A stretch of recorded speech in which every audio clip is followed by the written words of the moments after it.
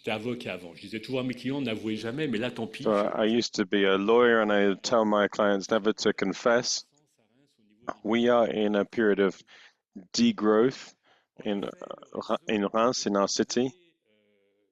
The network of museums in our city is seeing significant change with a renovation plan for all of our museums, which represents around 85 million euros over 10 years.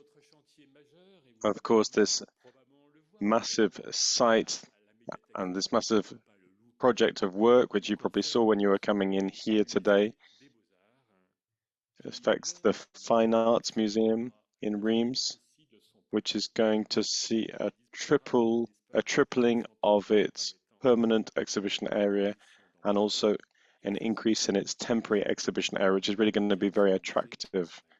I know that the museum department is already working very hard on this. Of course, we're expecting to see audiences increase for all of our museums. And all of our museums have such very rich collections which need to be shared with everybody. And the goal of diversifying audiences is also a key objective for us. For a number of years now, we've been seeking to make our museums accessible free of charge for people from Reims and from outside Reims. And over the first 3 months of this year, we've seen some really very significant results in this area. But beyond these objectives, we are also aware that museums are very important for education. I was just talking with a colleague here about this earlier, and our museum has really been very committed to this area, particularly on an artistic and cultural level, because this is the leading priority of our culture plan. And we are one of the first cities in our region to receive certification in this area. And a number of different museums have a very important role in this area. We've also designed museums as places for contemporary artistic creation. Visual arts, of course, but also the performing arts and crafts. So maybe you say to me, well, that doesn't sound much like degrowth, because you're going for excellence, you're going for increase, you're going for greater distribution, larger audiences. I think it's probably important that we say that we have got an objective of better practices for our museums through the Sustainable Museum project that we've wanted to put in place, which we're looking into at the moment in order to reduce the carbon footprint, and also put in place an ecological transition, which is currently being developed. We really have an environmental objective in our city for culture and beyond culture. In 2020, we also created a pooled conservation center. And once again, beyond the very effective nature of this center, this made it possible for us to put in place a center that aligned with sustainable development objectives. So our museums are continuing to develop and are going to continue to develop, and we're open to all ideas. There are so many good ideas all around, and I'm just convinced that the work that you're going to be doing today are going to make it possible for us to be inspired in order to develop best practices in our museums. I thank ICOM for choosing Reims as the venue for this meeting today, as well as all the people who've worked hard to make today happen. Thank you to all of the speakers who will be following me today, and I wish you an excellent day's work today, an excellent day, and a brilliant stay in Reims.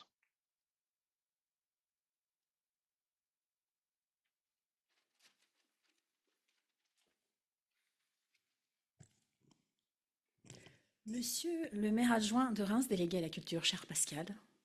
Madame la Pascal, présidente, Labelle, Deputy Mayor, Madame la President of présidente du musée ICOM, de Reims, Monsieur President le of directeur ICOM du musée de Reims, France, Monsieur le directeur Director of the Museums of de Reims, Reims, Mesdames et and Messieurs les Museums of invités, the Libraries of je France. suis très Ladies and heureuse gentlemen, my dear et très friends, honorée I'm really very delighted and really célébrer very l'ouverture honored du congrès to 2020 take part in the opening of the 2024 ICOM France Congress here in Reims, in the East region Je suis également of ravie de France, where retrouver I'm happy dans to cette meet merveilleuse and bibliothèque encounter municipale people that I know well. pour une I'm journée delighted to be d'études here in this municipal library et sur le for a rationalising day et on sur la thinking about the future of museums and this qui nous energy invite and à réfléchir ecological nos missions transition, which et repenser nos modes de makes us think about the ways that we're working and Je voudrais what we're doing. d'abord remercier chaleureusement I'd ICOM really France like et to, son first of all, président thank ICOM Emilie France and its pour son president, invitation à Emilie Reims. Girard, C'est une for this opportunité invitation to Reims. de This is an souligner opportunity for les me éléments essentiels de l'ICOM, to notamment underline son the débat, very la important réflexion sur la contribution of politique ICOM, and particularly its institutionnelle, debate qui evenings, parle to de help us développement think durable, about the reflection of our work in museums d'accessibilité around digitale de sustainable l'accès à la culture, development, de the l'impact des generalization of technologies access to numériques et culture, de the l'intelligence input artificielle, of de digital collection technologies and et de artificial conservation, intelligence, leur mise en valeur, collections and leur mise en conservation, their évidence et leur promotion, présentation au their public. origins, and their presentation to ICOM audiences. France et plus ICOM généralement France, ICOM and more generally permet aussi ICOM, d'interroger l'action des internationally, musées face aux also différents leads us défis to think about the place of sociaux et museums économiques. in the context of Je voudrais souligner society's combien ce current travail challenges. So I'd really like to destiné say à développer les how réseaux much this professionnels work is contribue really à la very l'élaboration precious to de develop politiques professional publiques networks and et aussi contribute to à the la development promotion d'une grande of public fraternité policies. et I can see capacité that the d'expression profession libre is really very et alive here, d'interpellation able des to grandes questions encourage contemporaines. debate and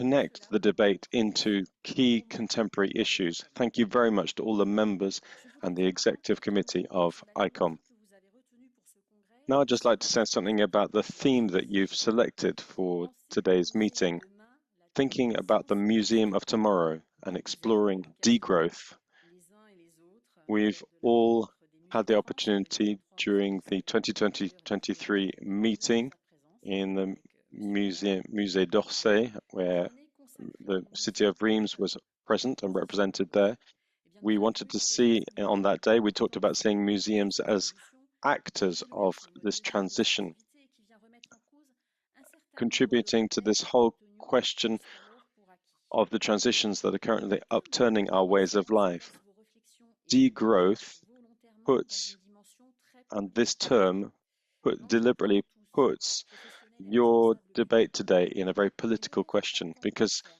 as moins political et plus leaders, our goal is not necessarily to do more faire or less, avec but to des do ressources better coûteuses. Un with objectif limited exigeant en termes resources. de réduction de la consommation This is énergétique et an des émissions de carbone.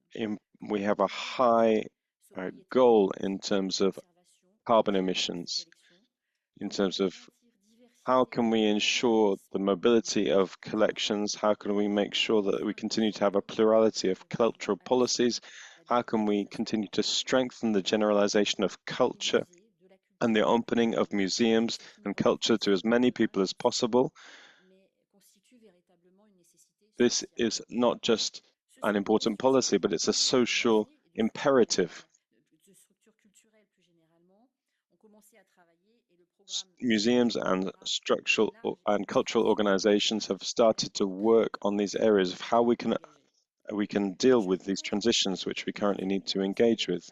place I'd réservée really dans like ce to programme, dans ce congrès, recognize the à la space gestion given in durable this des biens Congress, collectés.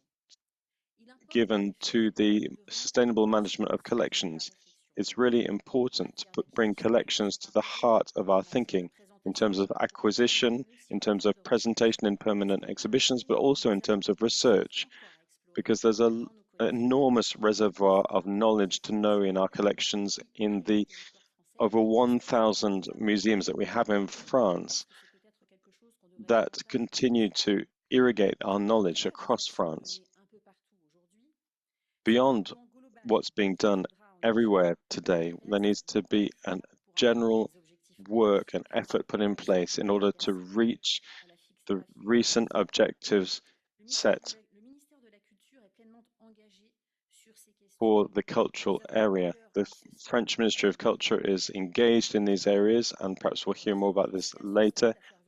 We have succeeded in taking into account heritage in all that we're doing. But we also need to provide simple tools that can be used to support museums in the ecological transition. And this is what the carbon reference system being developed by ICOM that we'll hear about later on at the beginning of the afternoon. I'd also like to remind you that the Museums of France department is engaged as well in these areas with methodological tools, with practical tools.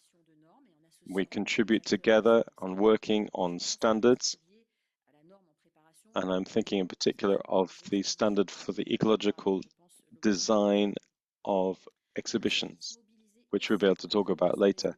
This is a department that also offers consultant architects who support local authorities in their renovation and museum extension projects, which we heard about from the Deputy Mayor, by taking into account these areas of energy efficiency from the very point of design. There's a lot left to do, but we have a very rich, diverse network led and contributed to by professionals who are really committed. And I'd really like to wish you an excellent day's work today. Thank you for your attention.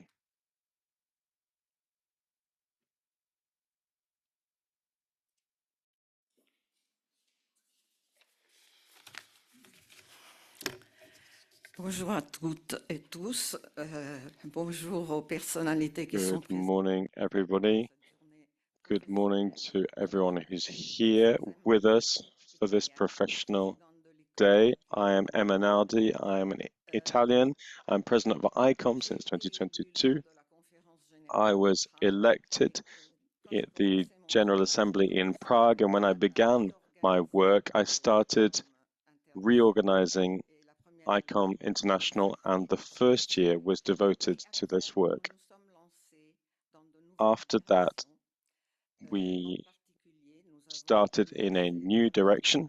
In particular, we launched an award, the Award for Sustainable Activity of Museums, which has seen all of ICOM's committees involved. ICOM has 124 national committees, 34 international communities, 7 regional alliances, and a large number of affiliated organizations. Among all of these different committees, we developed a common action with which ICOM France really contributed. Thank you very much to ICOM France. And those 6 projects have been put in place by our French colleagues. So this has been a really very significant operation, and our whole network has been invited to take part. The results of these projects will be presented in the Dubai General Assembly, and I hope that we will be able to publish an electronic digital publication so that these projects can inspire other opportunities and situations.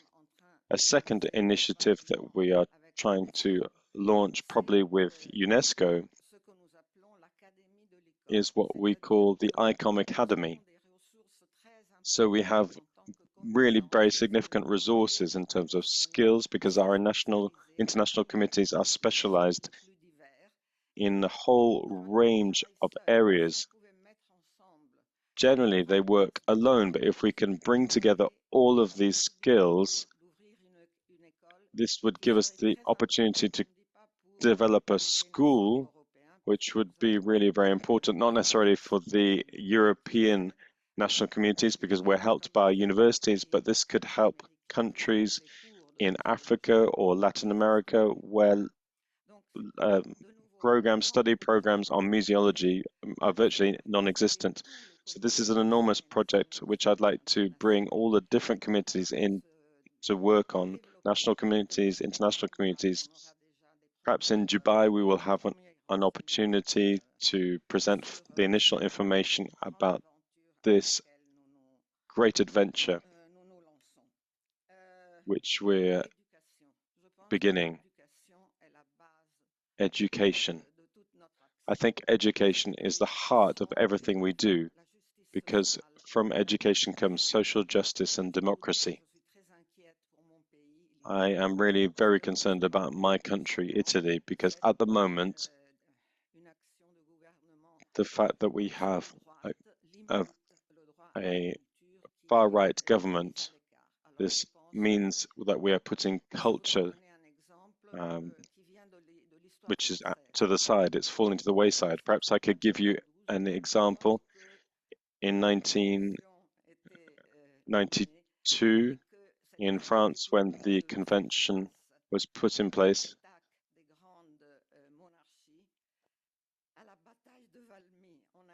in the Battle of Valmy, we managed to,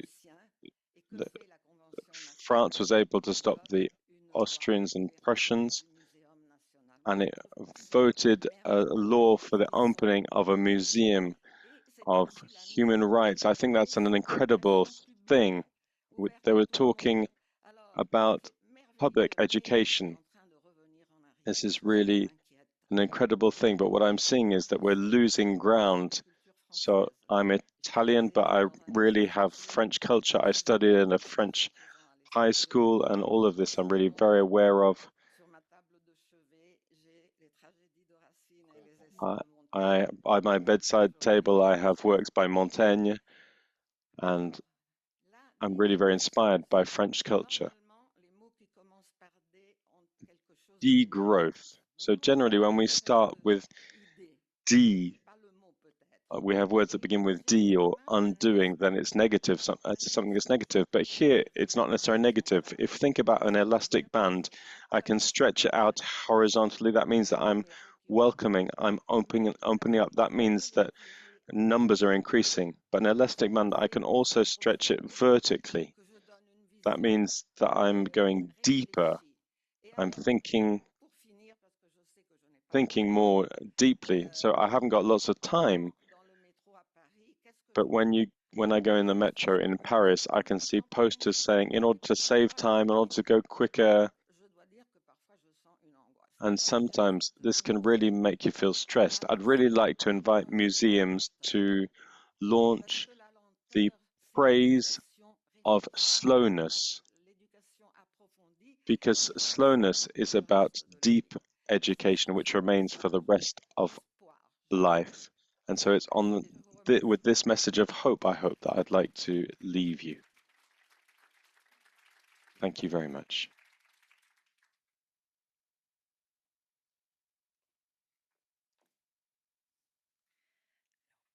Monsieur l'adjoint au maire, Pascal Labelle, Madame la chef. Mr. Deputy Mayor Pascal Labelle, dear Christelle, Creff, Head of the Museums of France, Emilie, Nardi, President of ICOM, Mr. Director of Reims Museums, dear George, ladies and gentlemen, dear colleagues, I'm really delighted to be meeting you today in Reims or online, in France and abroad, for this ICOM France Professional Day devoted to a subject that can lead to debate. And some of you may have seen that we've already been seeing that on social media around this debatable term of degrowth. We're very fortunate to have with us today one of the great theorists of economic degrowth, Mr. Serge Latouche, who will be opening up our discussions in a few minutes, and we're really very honored to have him with us. In preparing for this day, we asked ourselves some questions. Can we apply this term to the world of museums? Is it not dangerous to take it on board? If we adopt it, does that mean admitting defeat in the face of the many crises that we're going through? Does it mean having to give up? Or actually, does it really mean knowing how to face up and assert loud and clear what we value? We are at a turning point. For more than 40 years, museums have been working towards more projects, more fields of information, of intervention, more means of expression, more events for more and more visitors in terms of numbers and quality. And last year's museum attendance figures show further significant increase in many places, marking a welcome return, of course, which we're delighted about, of visitors to our museums. Yet we're living in troubled times, that are forcing us to rethink our usual models. We've talked about political instability, we've talked about social tensions, the energy crisis, the blatant need for ecological transition, pressure on the resources allocated to institutions. How can we cope with these new constraints while continuing to carry out our fundamental missions, the conservation and display of heritage, while also taking on missions that have become perhaps more urgent today than ever before, those missions linked to the social role of the museum? If we can't avoid it, how can we make sense of degrowth? We need to learn to make trade-offs and cut back without giving up on the essentials. How can we as museum professionals define what these essentials are? What can we change? What should we defend? Thinking about degrowth means returning to the essence of the museum. I'd come back to thank you everybody. I'd like to thank all the speakers, of course, who will be sharing their thoughts and experience with us today so that we can move forward and define new models that we really need. Special thanks to the moderators of our 3 roundtables, Hélène Vassal, Agnès Parent and Valérie Guillaume. I'd also like to extend my warmest thanks to the city of Reims for its warm welcome and its commitment to the preparation of this event, in particular Adrien Larivière, advisor to the mayor's office, Béatrice Ferry, who's museum administrator, Louis Chagnot, in charge of protocol for the city of Reims, on the technical side, Olivier Schneider, audiovisual and events project manager, Ludovic Boudry in the control room, and Brian from the service provider Vedilio. I'd also like to extend a friendly word of thanks to Georges Magnier, director of the Reims Museums, who brought us together to discuss this issue. I'd also like to thank all of those others who've been involved. I'd like to thank the officers of ICOM France, Valérie Guillaume, Marie Grasse, Laure Méritier, Frédéric Ladonne, and Florence Lecor, and the entire board for their commitment to the life of our association. Thanks also to Béatrice Roche, who's come to help us today with the logistics. I really don't know now how to express my gratitude to the ICOM France team. You know them, Anne-Claude Maurice and Alexia McKinney, joined this year by Camila Cianci, who's coordinating the work on the 2 projects on museum sustainability. The Vitality of our association depends to a large extent on the 3 of them, and I'd like to pay tribute to the daily work they carry out with commitment and efficiency. Yes, we can applaud them. Great, you're quite right. I'd also like to think of Mr. Philippi, who was an intern with us for a number of years and continues to help us. Thank you to the interpreters who make it possible for our foreign colleagues to attend this event. Thank you to Ms. Schwartz and Mr. Michel for their note-taking, which will enable us to publish today's proceedings quite quickly. And finally, I'd like to thank you all for attending this event, both here and online. I wish you a good and profitable day, and I'll now give the floor to Mr. Latouche.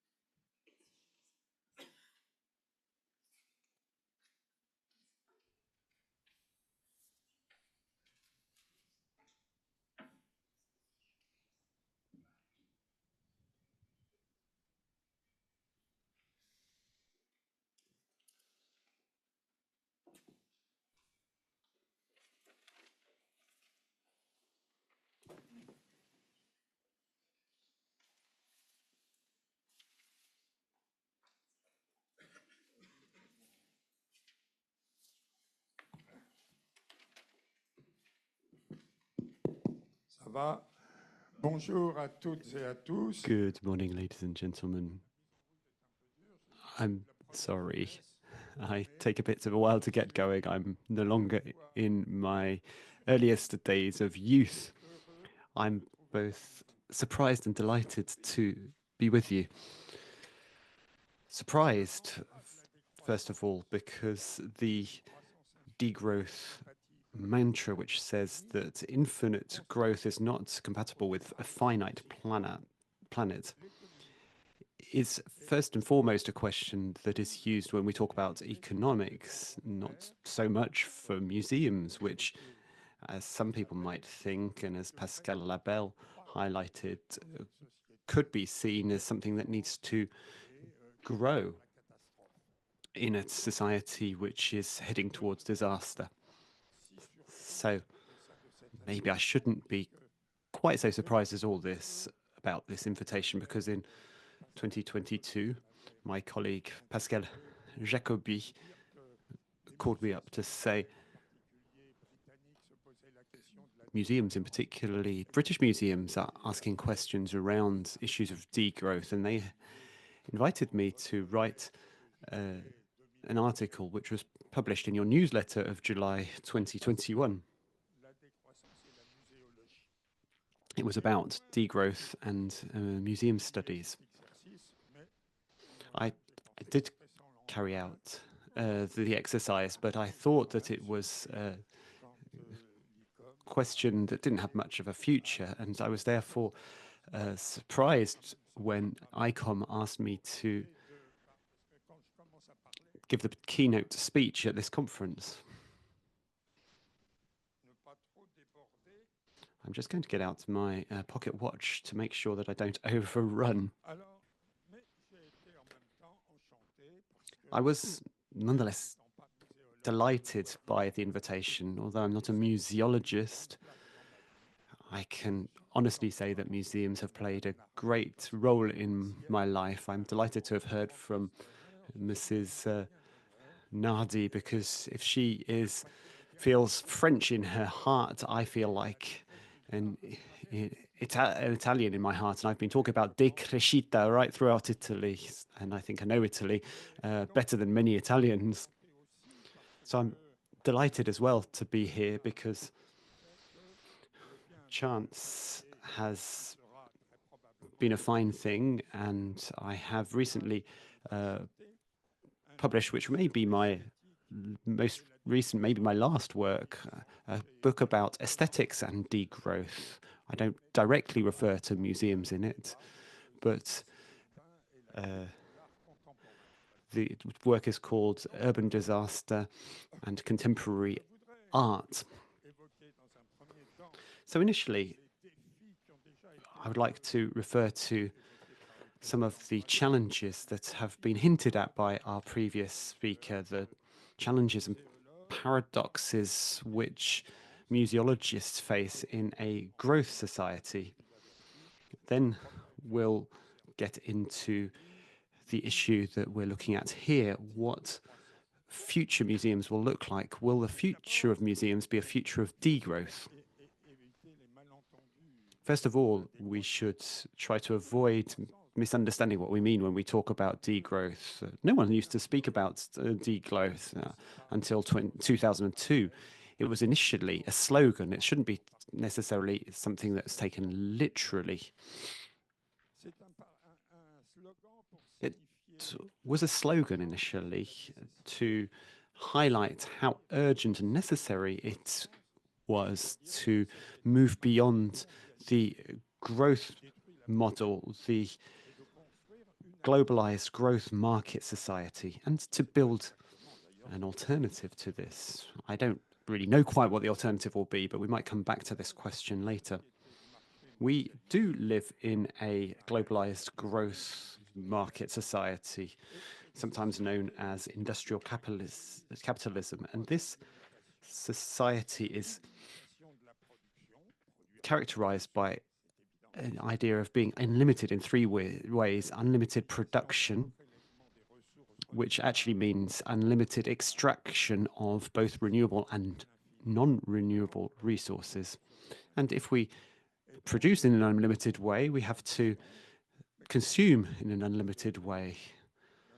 So unlimited consumption. We have a limited digestive system, so we therefore need to create new artificial needs, ever more needs and ever more artificial needs, in order to make us even more frustrated, to make us consume more and not be satisfied. The third way that we focus on being unlimited is unlimited waste. If we produce more and consume more, there'll be ever more waste. So this means unlimited pollution, air pollution, It is harder and harder to breathe the air in today's world with increasing levels of greenhouse gases, which have a direct impact on climate change, unlimited water pollution. As we know, even the immense ocean are saturated with plastic particles and other horrendous things, while river water is equally affected. There's no longer salmon in our rivers. So unlimited pollution of the earth, which is becoming increasingly desertified. So it is urgent for us to move out of this, to shift away from this paradigm. I'm talking here about economics, but the paradigm of unlimited economics is part of the paradigm of modernity. The Enlightenment philosophers wanted à s'inscrire dans une aspiration à la toute-puissance et to an aspiration towards unlimited power and unlimited lack of limits and boundaries in ethical and moral terms. Our museums, which have a long history, draw on the encyclopedia approach that the Enlightenment philosophers had, that everything could be understood and classified and managed. So this growth society doesn't necessarily have a great interest in culture, and it even tends to destroy culture. So this is where the paradoxes that museologists face comes from. Culture is not necessarily supposed to follow mercantile ideas, but in a globalized growth market society, there is indeed an impact, a paradoxical impact on culture, which means that museums end up having to fit in with this growth paradigm, and the economic colonization of the imagination does affect the world of museums, and this gives us a dual paradoxical imperative. Psychologists refer to the double bind, which is the root of schizophrenia, as they say. At the same time, we need to grow and reduce. Growth in the role and the mission of taking culture to all, growth in diversification, which is leading to multiplying increasing numbers of exhibitions.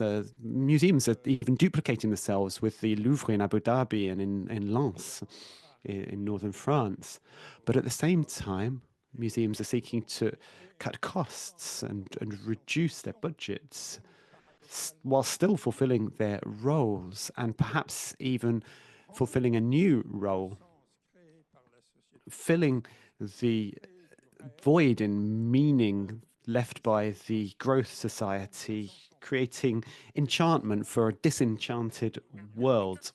And this needs to be done with ever decreasing levels of resourcing. So this is why there are reductions.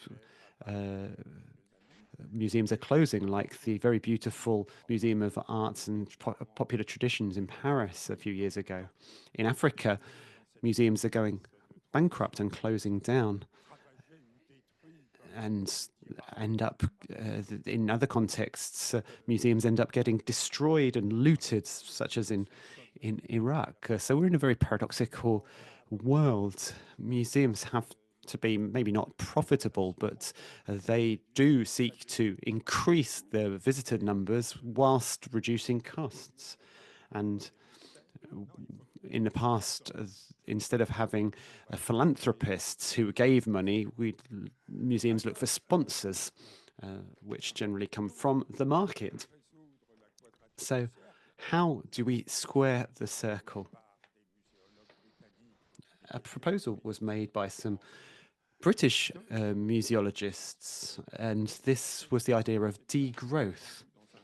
But degrowth here is meant in a kind of narrow sense. It's not to create a new world model, but just to reduce costs, to reduce collections.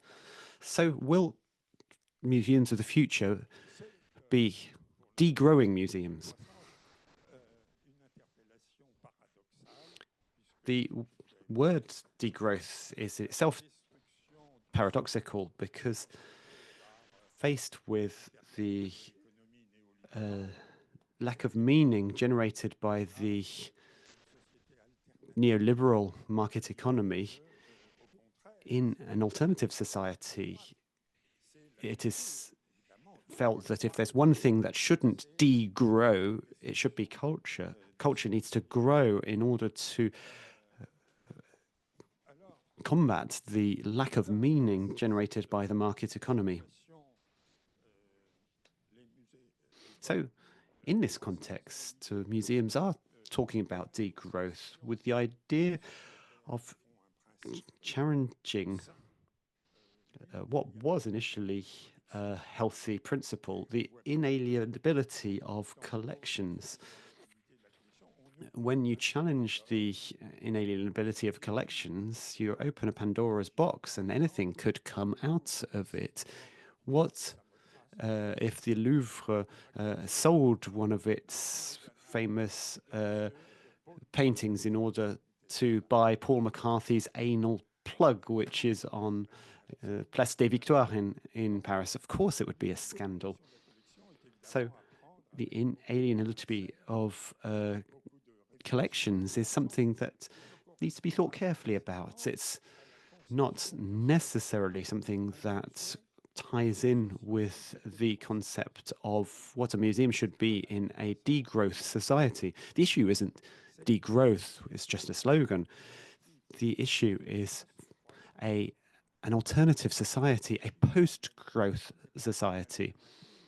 Degrowth is not an alternative, it's a matrix, an array of alternatives. And this leads us to two fundamental points when we think about future museums, two interdependent issues. One is cultural relativity, and secondly, the challenge to universality. As some of our colleagues, our British colleagues, have highlighted, museums are not necessarily an eternal tradition. They are a fairly recent phenomenon, and specifically in the Western world. We can go back to the Emperor Adrian, who was an art collector back in the day. But museums are not something that are universal to all cultures. The evidence I would give you for this is the surprising statement by the Benin Minister of Culture, who said, the French want to restore the palaces in Abomey and Porto Novo, but we Africans know that they are made with mud, adobe. We're not interested in them. We Africans think that it's not what the Westerners have invented as African art that is the most interesting thing. Those are just bronzes and masks pillaged by the colonialists, which were going to pass away quickly anyway.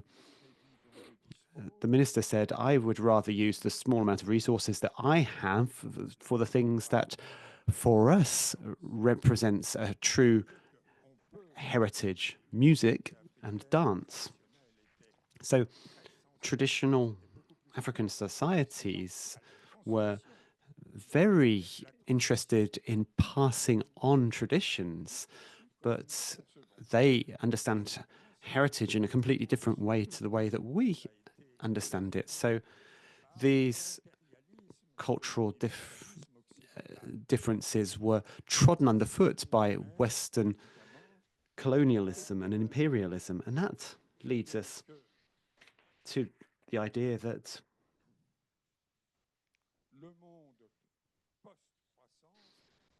the future post-growth world will not be a universalist world. I call it a multiversal world, taking a term from an Indian theologist. The Creole writers in the French West Indies talk about a world that is marked by diversality. It's very likely, and it's very desirable, that the universalist tidal wave of imperialism will leave leave some mark, but the future world will be different to today's world. It won't be a world where the culture is imposed by Western worldview, even an aesthetic worldview, but it will be a form of reciprocal or mutual acculturation, a dialogue of the cultures, as I like to call it, and that might leave space for some multiversal form of museums, and there might be some forerunners of this in the current atmosphere where Africa is being shaken by decolonialist thinking in many of its countries. So in Cotonou, in Benin, when the French gave back some of the artifacts and regalia to the Palace of Abomey, the exhibitions in Cotonou did attract large numbers of visitors. So it would seem that in Benin there is an interest, a sensitivity, a focus on these forms of heritage. And the Dakar ambition of creating a great African museum is perhaps part of this vision for a post-growth form of museum. So, in conclusion, I could have said that degrowth has been perceived as museologists as forced degrowth rather than the choice of an alternative society escaping from the vice of degrowth. So it's not about getting out of the growth society because it's an ecological necessity. It's about getting out of this form of society because we would have a better life in a different society that was not addicted to growth, a society which was friendlier, more human, with warmer human relations between us. So I don't talk about degrowth because it's a fashionable term. Degrowth in the media has become an unavoidable notion, which, as the person from the ministry said, was something we want to stay away from. It's a bit of an oxymoron, but we do need to take it into account. We do need to think about it. So there is a kind of fashionable effect. I was myself surprised to hear things about degrowth painters, degrowth musicians, degrowth architects, and everything that is done in an opportunistic way under this term isn't worth much, to be honest, and hasn't got a lot to do with what art could be in a degrowth society, or what music might be in a degrowth society, or musics could be in degrowth societies. Because when I talk about diversality, there's not just one model of society, one model of degrowth. We need to get outside of the leaden ceiling of the imperialist economy and to understand different sensitivities, to understand what we need to produce and to what extent, for whom. So we have talked about the chaotic transition that we're walking through. The chaos around us is incredible. Let's not talk about what's going on in the Gaza Strip, in Lebanon, in Ukraine. All of that is linked to climate change and on all sorts of phenomenon that are going faster and will do nothing but get worse. So in this chaotic transition where archaeology is being destroyed in terrible ways. The Buddhas of Bamiyan, for example, the things that went on, the looting in the museums of Iraq, the destruction of Palmyra, and the bombings in the Middle East and in Ukraine. But thanks to new technologies, and we obviously need to be very careful of this, we have some incredible things that we can do with archaeology. There are examples in Iraq and in Mexico. Those of you who are in France will have seen reports on the Arte television channel on such examples. So in this chaotic world, we have no compass.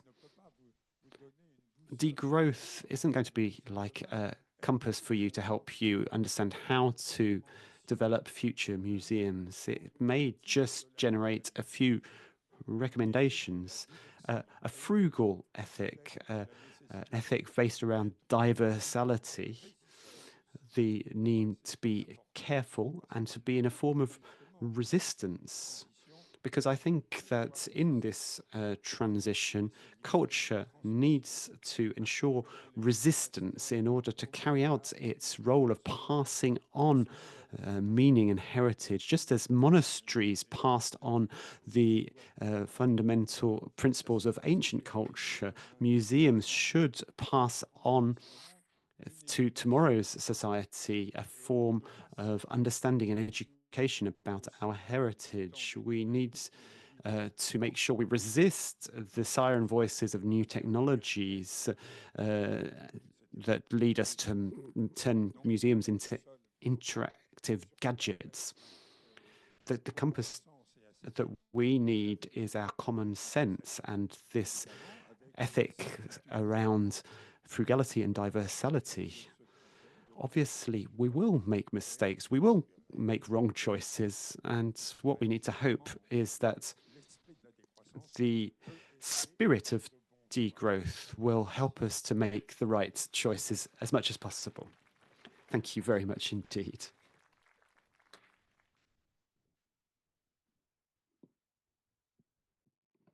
Alors, je crois qu'il est prévu des interpellations, non? I think there might be some time for a few questions. I could answer questions if you want. Le maître des cérémonies. Who is the master of ceremonies here? Est-ce qu'il y a des questions dans la salle? Regardez le chat. Are there any questions? There are no questions on the chat in Zoom. Any questions from the floor? Oui. On arrive avec le micro.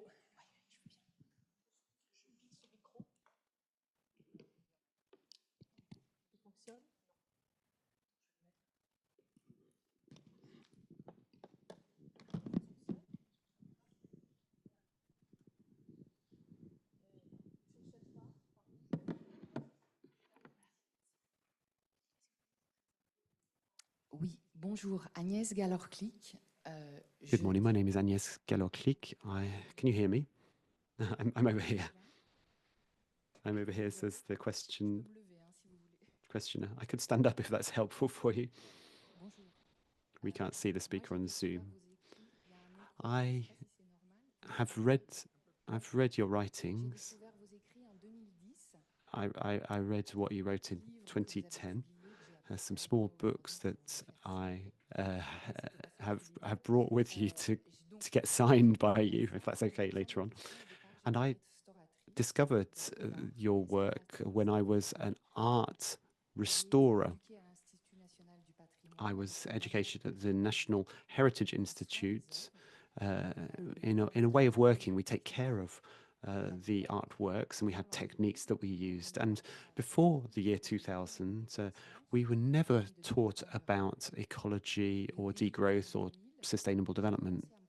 And in the early 2000s, personally, I was starting to ask questions personally, and then in my work life, little by little, I started to think more about these issues, and now I'm teaching first-year students at the National Institute of Heritage. We have a 2-day module on eco-conservation to help them to think about a critical way of thinking about the working methods in order to have a degrowth approach or an environmentally friendly approach. So the question that I would like to ask you is, this is a real challenge. You wrote a book recently about how to teach degrowth.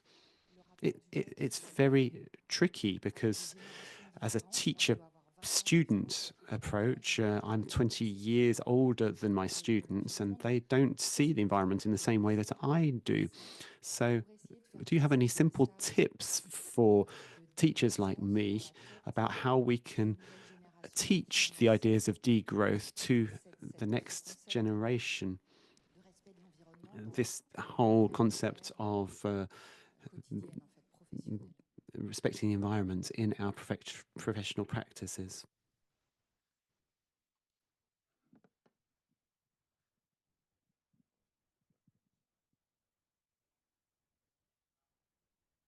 Sorry, we're not hearing the speaker's microphone at the moment. Thank you very much.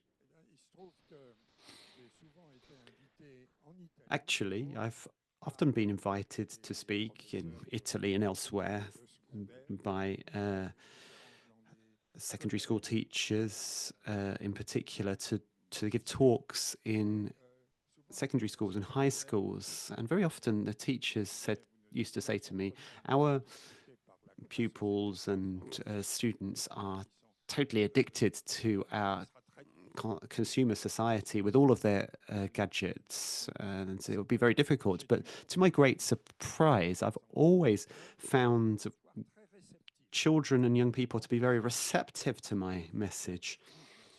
They have been perverted by mobile phones and things like that, and that's kind of our fault.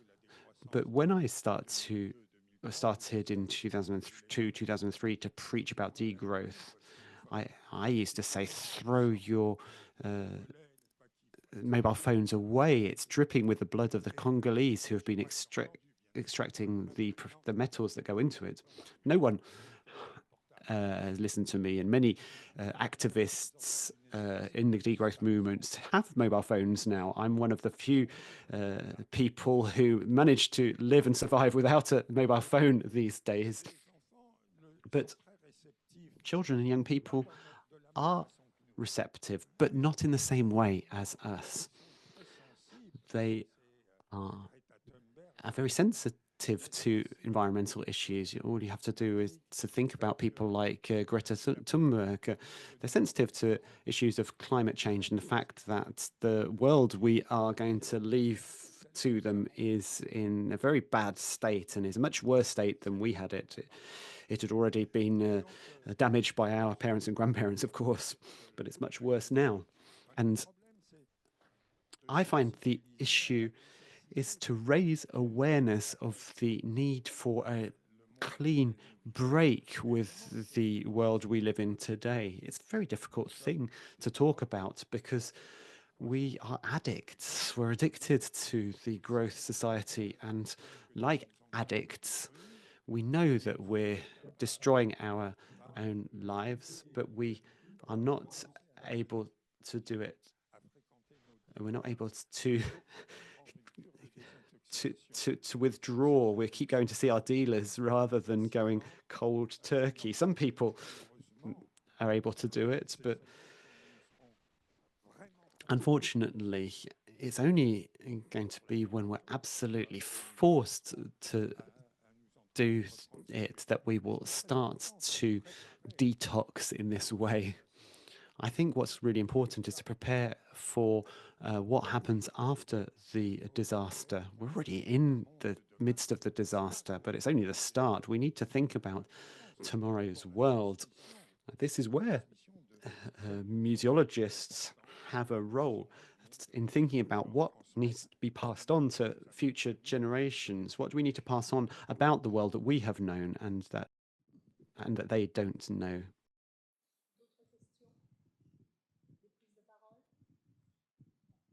Alors j'ai été tellement clair et convaincant que je n'ai pas soulevé de problème, donc je ne vais pas vous faire perdre. Okay, so I was so clear that I didn't raise any questions. I know that we're always tight on time in these sessions. Thank you very much.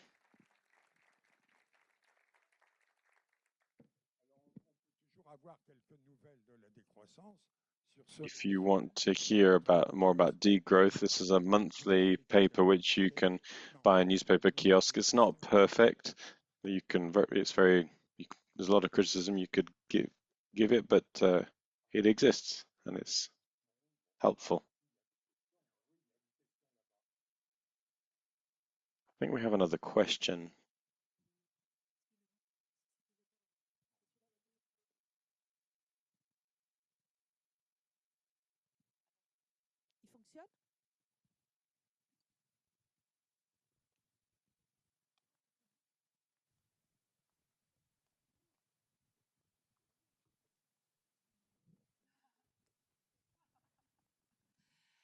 Alors, on a en effet plusieurs questions. So there are a number of different questions. I hope you can hear me. A number of different questions on the chat and also some discussion going on between people listening online. The first question for Mr. Latouche is, what do you think of the concept of the symbiocene of Glenn Albrecht in Australia, which is seen as an alternative to the Anthropocene? And of course, that takes us into the question of pluriversalism or multiversalism as opposed to universalism. So I'm afraid I don't know the concept of Samplocene, is that right? Or I'm afraid I don't know that, but in terms of the Anthropocene, there's been about 20 or 30 different kinds of alternatives proposed to the Anthropocene.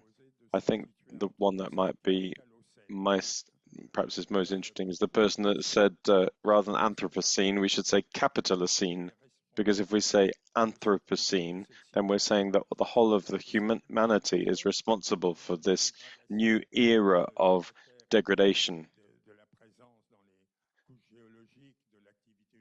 of activity in this new era of activity, but actually it's not the Neolithic revolution that's brought us here, it's the Industrial Revolution that's brought us here and has led to this transformation. So the term Anthropocene has become now a term that is very generalized and that we perhaps have a critical perspective on, and people keep proposing different terms, different approaches.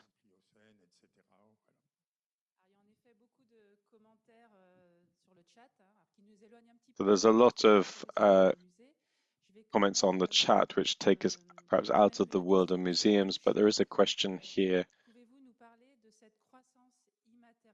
Could you talk to us about the intangible growth that leads to material degrowth?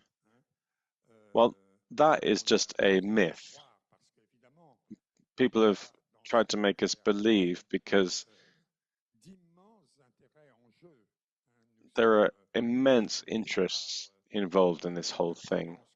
We're constantly being pulled by contradictory influences, and in particular the terrifying influence of the financial and industrial lobbies who manipulate us. And one of the myths that has been launched to come against this idea that we need to get into degrowth is the idea of intangible development. They say now we're no longer in a production society, we're in a service society which uses a lot less materials, particularly with the digital revolution. Well, that's a total myth. Even though there are some activities that do involve materials, but that's a myth because activities like digital activities have a material infrastructure which is really very significant with a very considerable material impact, and people are coming to understand this now. In order to get the digital systems operating, we have these centers, I can't remember what they're called now, but they consume a great deal of energy because you have to cool down all their circuits. And I talked about the mobile telephone earlier, which uses a whole series of rare minerals produced in abominable conditions in China, but in the Turkish part of China or in Congo, Zaire, in terrible conditions. And these are non-renewable resources that we will soon be running short of. And this has an impact in terms of pollution through waste processes. So there's this material impact of the intangible work. Is that, yes, we could say in France we have managed to reduce our carbon footprint, okay, but the cost of that is a massive exploitation of our polluting activities and importing products manufactured in China, which is kind of like a kind of exported pollution.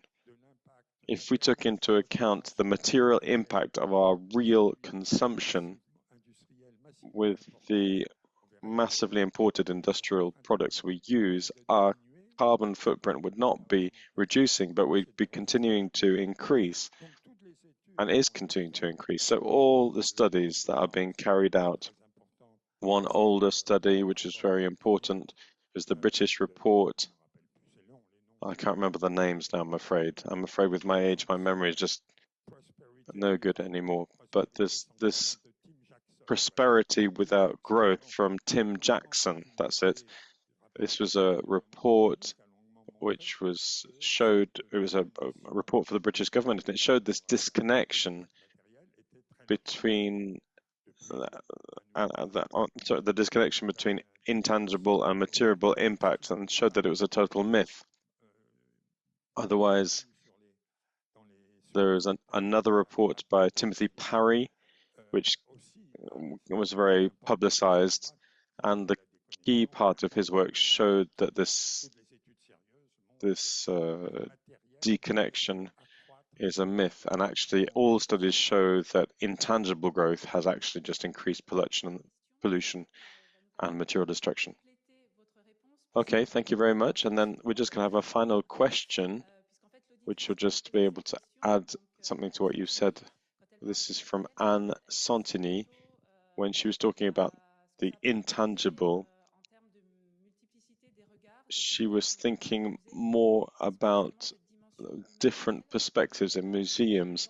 Would this intangible aspect make it possible to have more sharing, more different perspectives on museums? Well, this connects into what I said earlier. The right use of technological practices is possible. I'm not competent in this area. You need to decide about this, but it may be possible for these technologies to open up better uses. But we always need to use them with prudence, because there can also be a really poor use of them.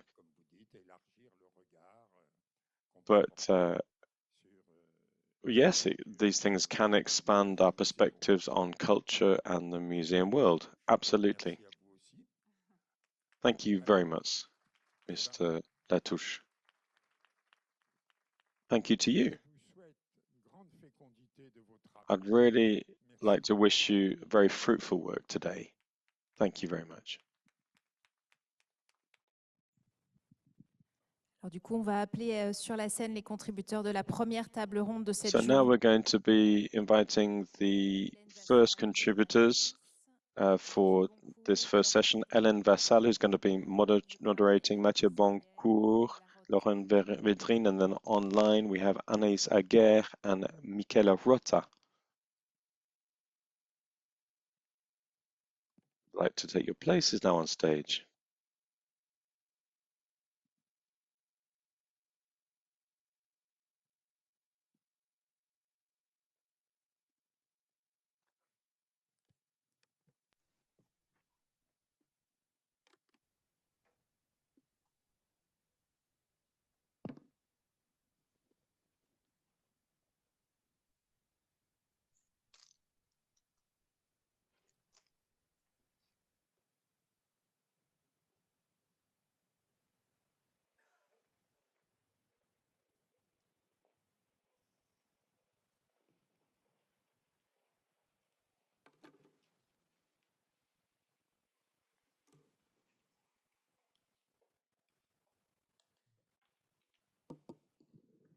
Bonjour à toutes et tous. Pas évident. Good morning, everybody. So it's a real challenge to come after Serge Latouche, but I'm really very honored to be with you this morning to moderate this first roundtable, which is on controlled growth or downsizing collections, new criteria for acquisition and conservation. So this will be taking us up to lunchtime in this session. So please don't hesitate to ask us any questions that you want to ask during these presentations. We wanted them to be fairly brief in terms of their presentation in order to have a good discussion between us. Perhaps just a few words of introduction before presenting our participants in this roundtable. Serge Latouche, in what he said already this morning in the keynote speech and also in his work on degrowth, which was published in 2009, is critical of the approach of accumulation in our societies. He questions the DNA of museums, their acquisition policy, their enrichment capacity, and how they publicize their work through hanging their works, through loans, through exhibition. Museums and in its fundamental missions of acquiring, conserving, and diffusing work, can it survive the climate crisis? So having systemic approach to this question make it possible to understand these different areas. So we're going to be hearing from the McCord Museum later on and from the different feedback that we'll be hearing from in this roundtable. We'll be looking into these questions. So in this approach of reducing impacts and increased sobriety in conservation practices, the eco-transition puts in place a new relationship with the values presented by conserving museums. In this context, where climate standards, which are generally accepted, tending to become more flexible, and architectural practices are leading to increased frugality and adaptation. In the same way, exhibition programs, will come back to this, and rules in terms of loans are also undergoing change. This is a challenge, of course, and sometimes it's really difficult and requires compromise. But we're working on this with a great deal of collective intelligence. The sustainable approach is now putting in place heritage professionals such as us as those who are guarantors of the resources which are necessary for preserving heritage, but also being aware of our cultural impact on society, reducing energy consumption, analyzing the impact in terms of mobility and transport, use of bio-sourced materials, thinking about the conservation of natural heritage, a focus on a more energy-efficient digital approach, rewriting the scientific and cultural project, reasonable acquisition policies are all signs of a profession that's undergoing change. What are the obstacles and levers that we need to use in order to put in place a sustainable museum, in inverted commas, and how are we going to put in place sustainable management of collections? How can we create the conditions of a sustainable ecosystem How can we invent a proactive policy for collections? So these are the questions that lead us to ask the question of a low-tech museum. Is that something that's possible? A low-tech museum committed to the rationalization of its collections and spaces, aware of its strengths and its weaknesses, working hard on acquisition and the mobilization of resources. This would be a museum that would have made the change which makes it possible to think differently without changing its mission. This is kind of about imposing a limit for the environment and not simply a budgetary limit. So as we're going to see, this change of approach in terms of scale internationally with the BISO group or the Sustained International Community or national committees, or what has also happened in the Aquitaine Museum or the Palais de Tokyo. These are all examples which have made it possible to change approach and bring together creativity and responsibility. So without further ado, I'd like to welcome Anaïs Aguerre, who's online with us. Anaïs, you are the General Secretary of the BISO Group and have been since 2009, and you're the founder and Managing Director of Culture Connect. You, before that, were responsible for international initiatives at the V&A and responsible for international partnerships, including commercial relationships. You have worked at the British Museum, you've been a consultant with Ernst & Young, and you've worked at the Lincoln Center in New York. Anaïs, we thought it would be good to start this roundtable by letting you speak as the General Secretary of the BISO Group.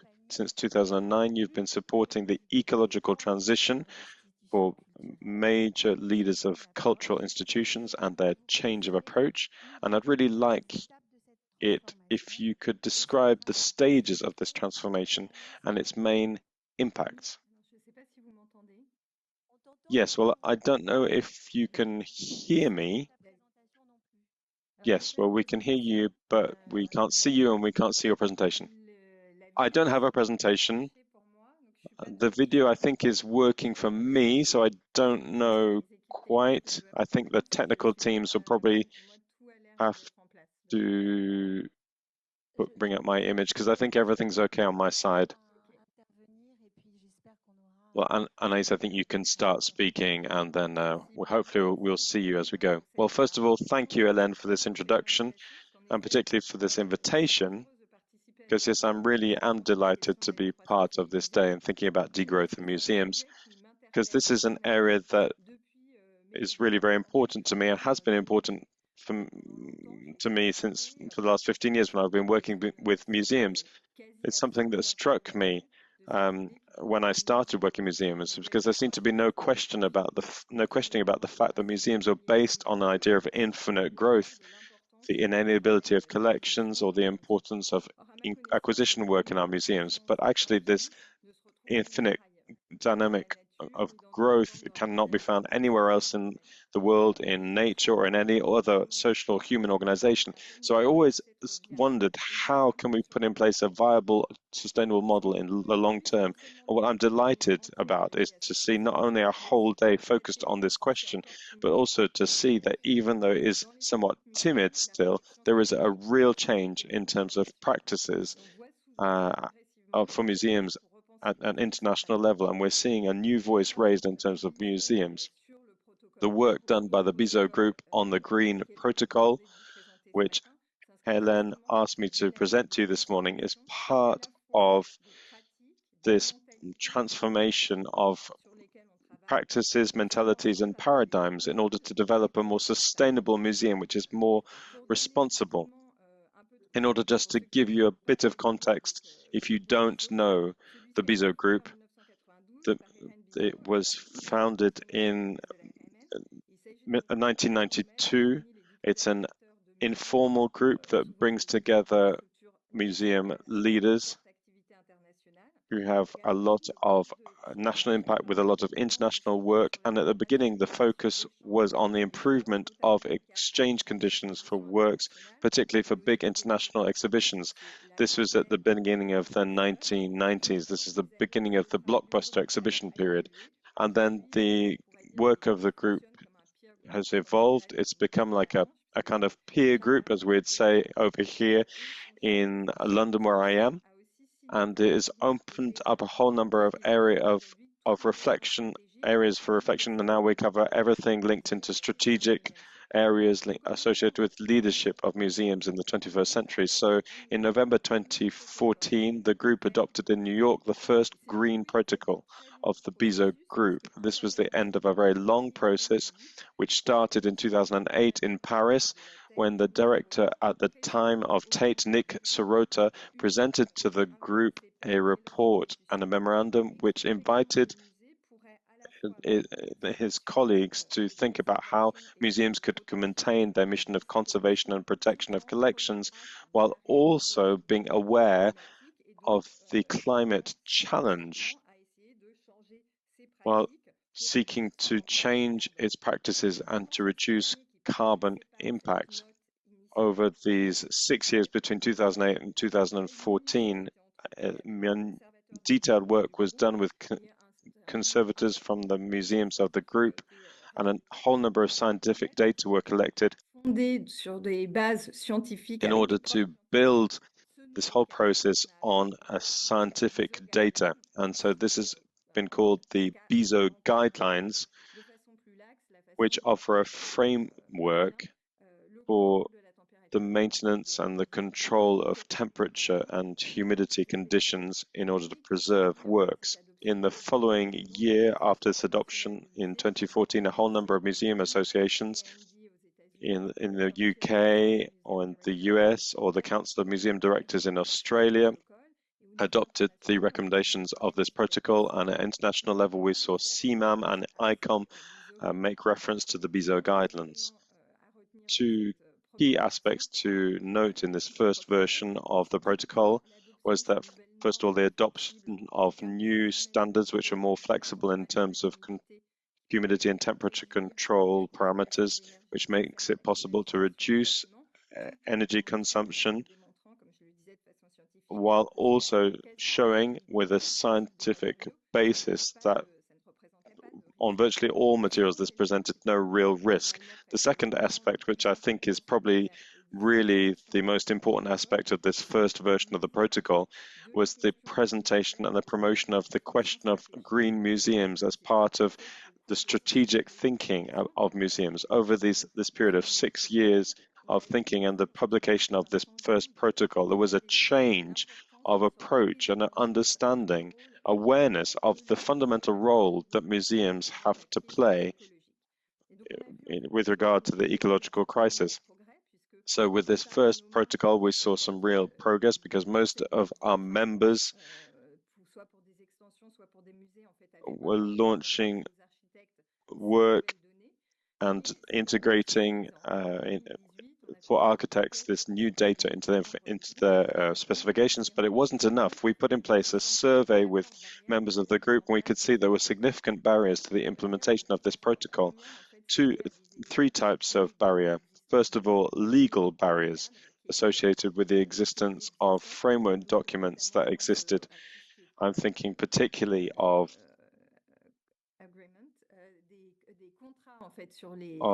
agreements, loan agreements.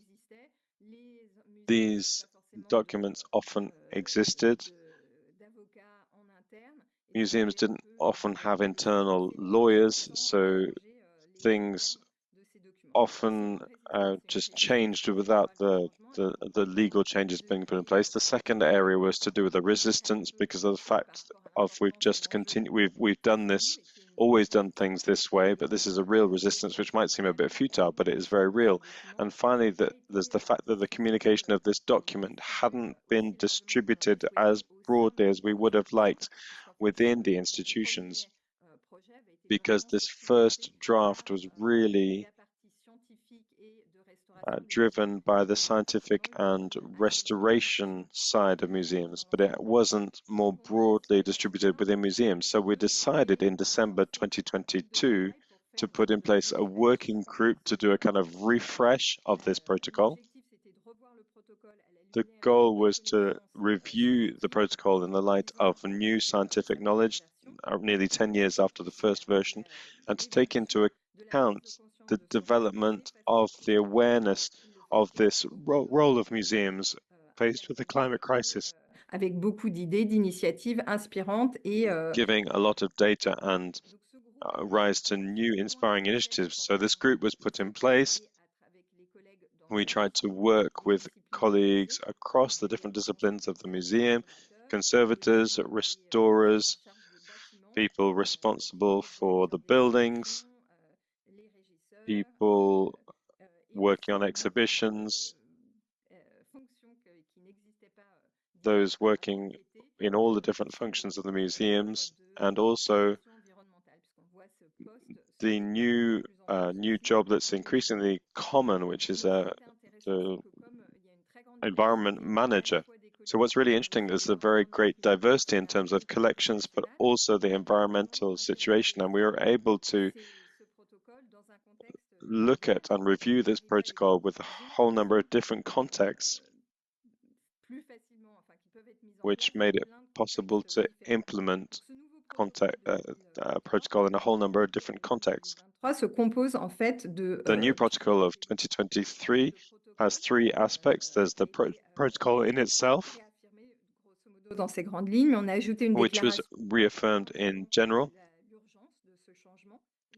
We saw the urgency of this change, and then two aspects were also included. The aspect linked to transport, which wasn't in the first version, with this idea of ensuring that we use transport systems that protect and preserve the environment as much as possible, and that we have to prove that we've thought about this and made the best choice, rather than saying, actually, we just always done things this way. So an encouragement to change and use green approaches. And the second aspect which was added was the extension of the period of exhibitions. And this is really a question of degrowth, because in a mechanical way, this limits or reduces the volumes and frequency of what travels around the world.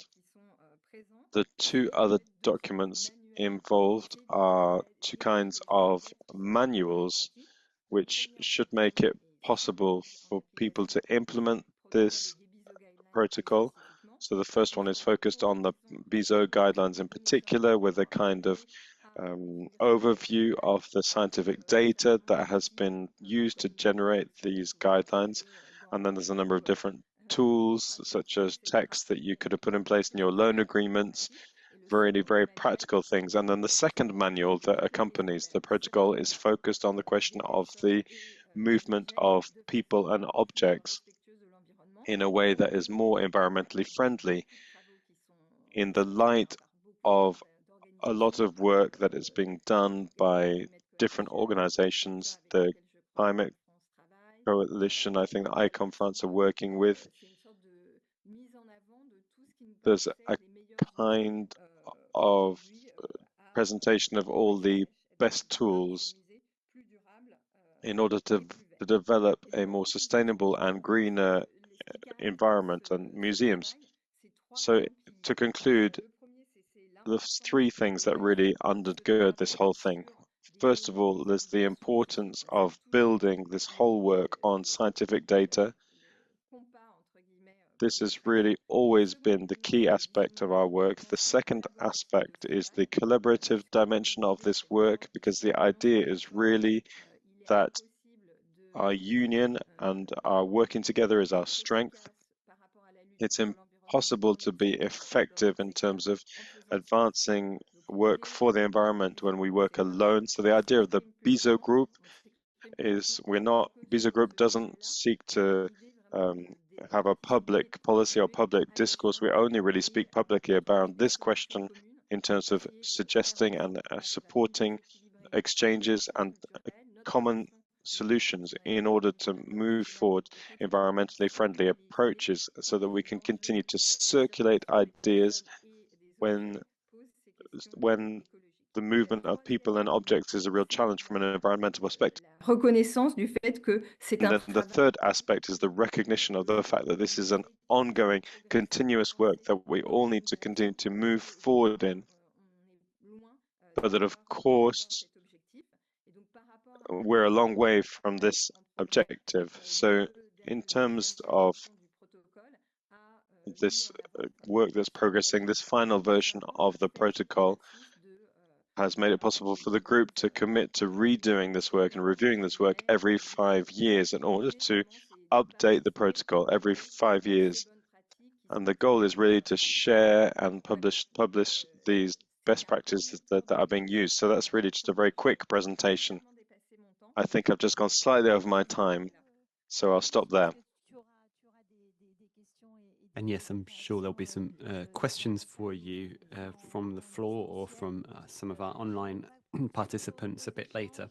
But we would like to carry on with our discussions and keep the questions and responses to the second half of this morning's session.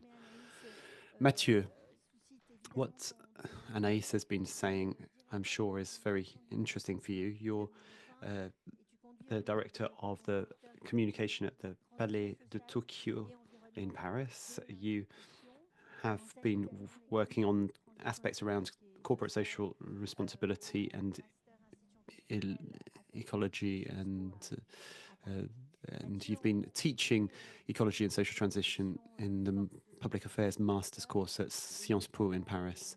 We know that your director has had some very strong public stances.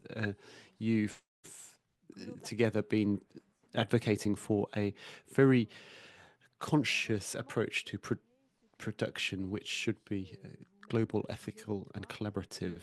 How do you put this into practice? How do you implement the greener option first principles of the BISO group?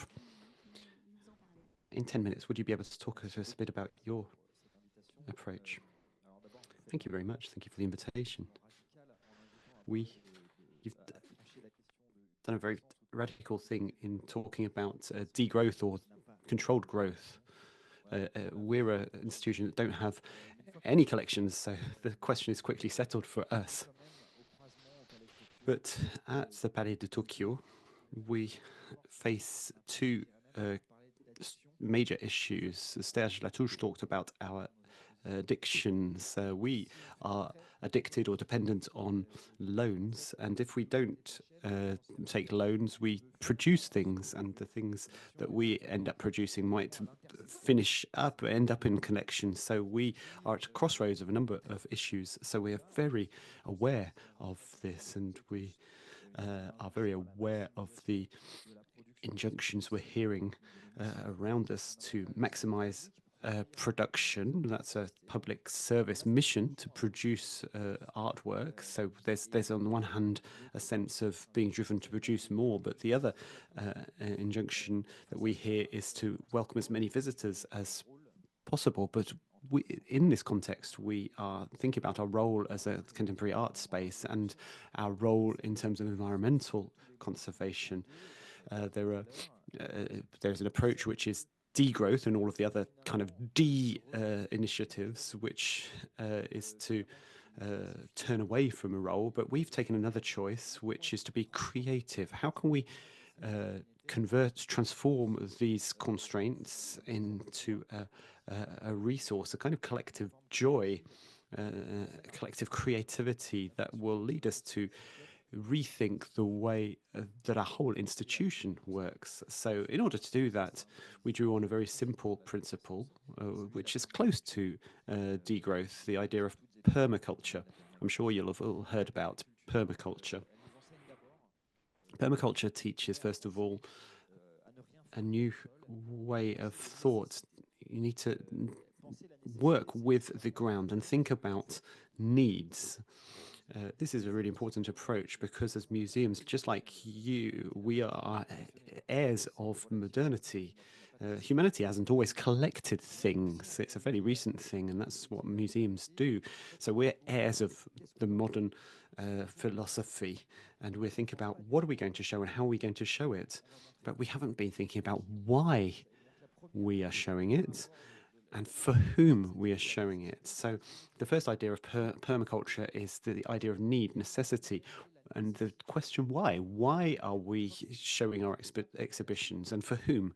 So it's quite an iconoclastic approach. We can choose to not show certain things.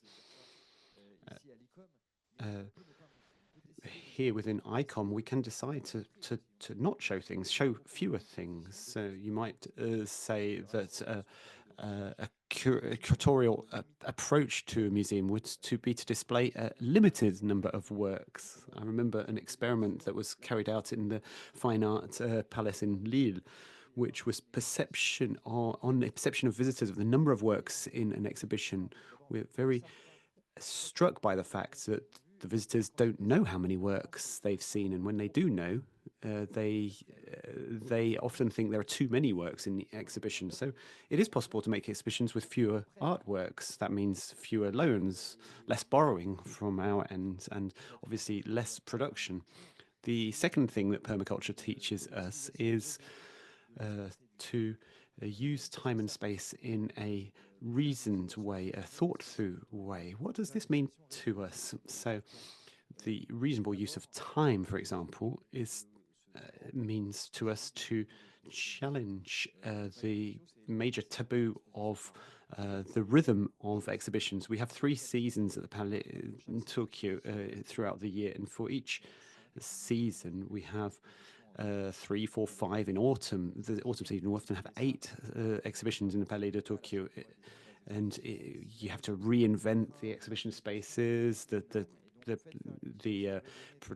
production notices, and if we extend the length of time that our exhibitions are open, that means extends the length of time that objects are on loan to us. That would give visitors more options, more time to visit the exhibitions, and it would also give more time to the people who work in the art sector. I want to greet our head of production and exhibitions who's here with us today, but for our teams, having a bit longer to work is really helpful. So that also has an impact on the way we relate to our collections. So we will seek to maximize the impact of any item that is loan. If we borrow things for a longer period, we respect the item, the object, more.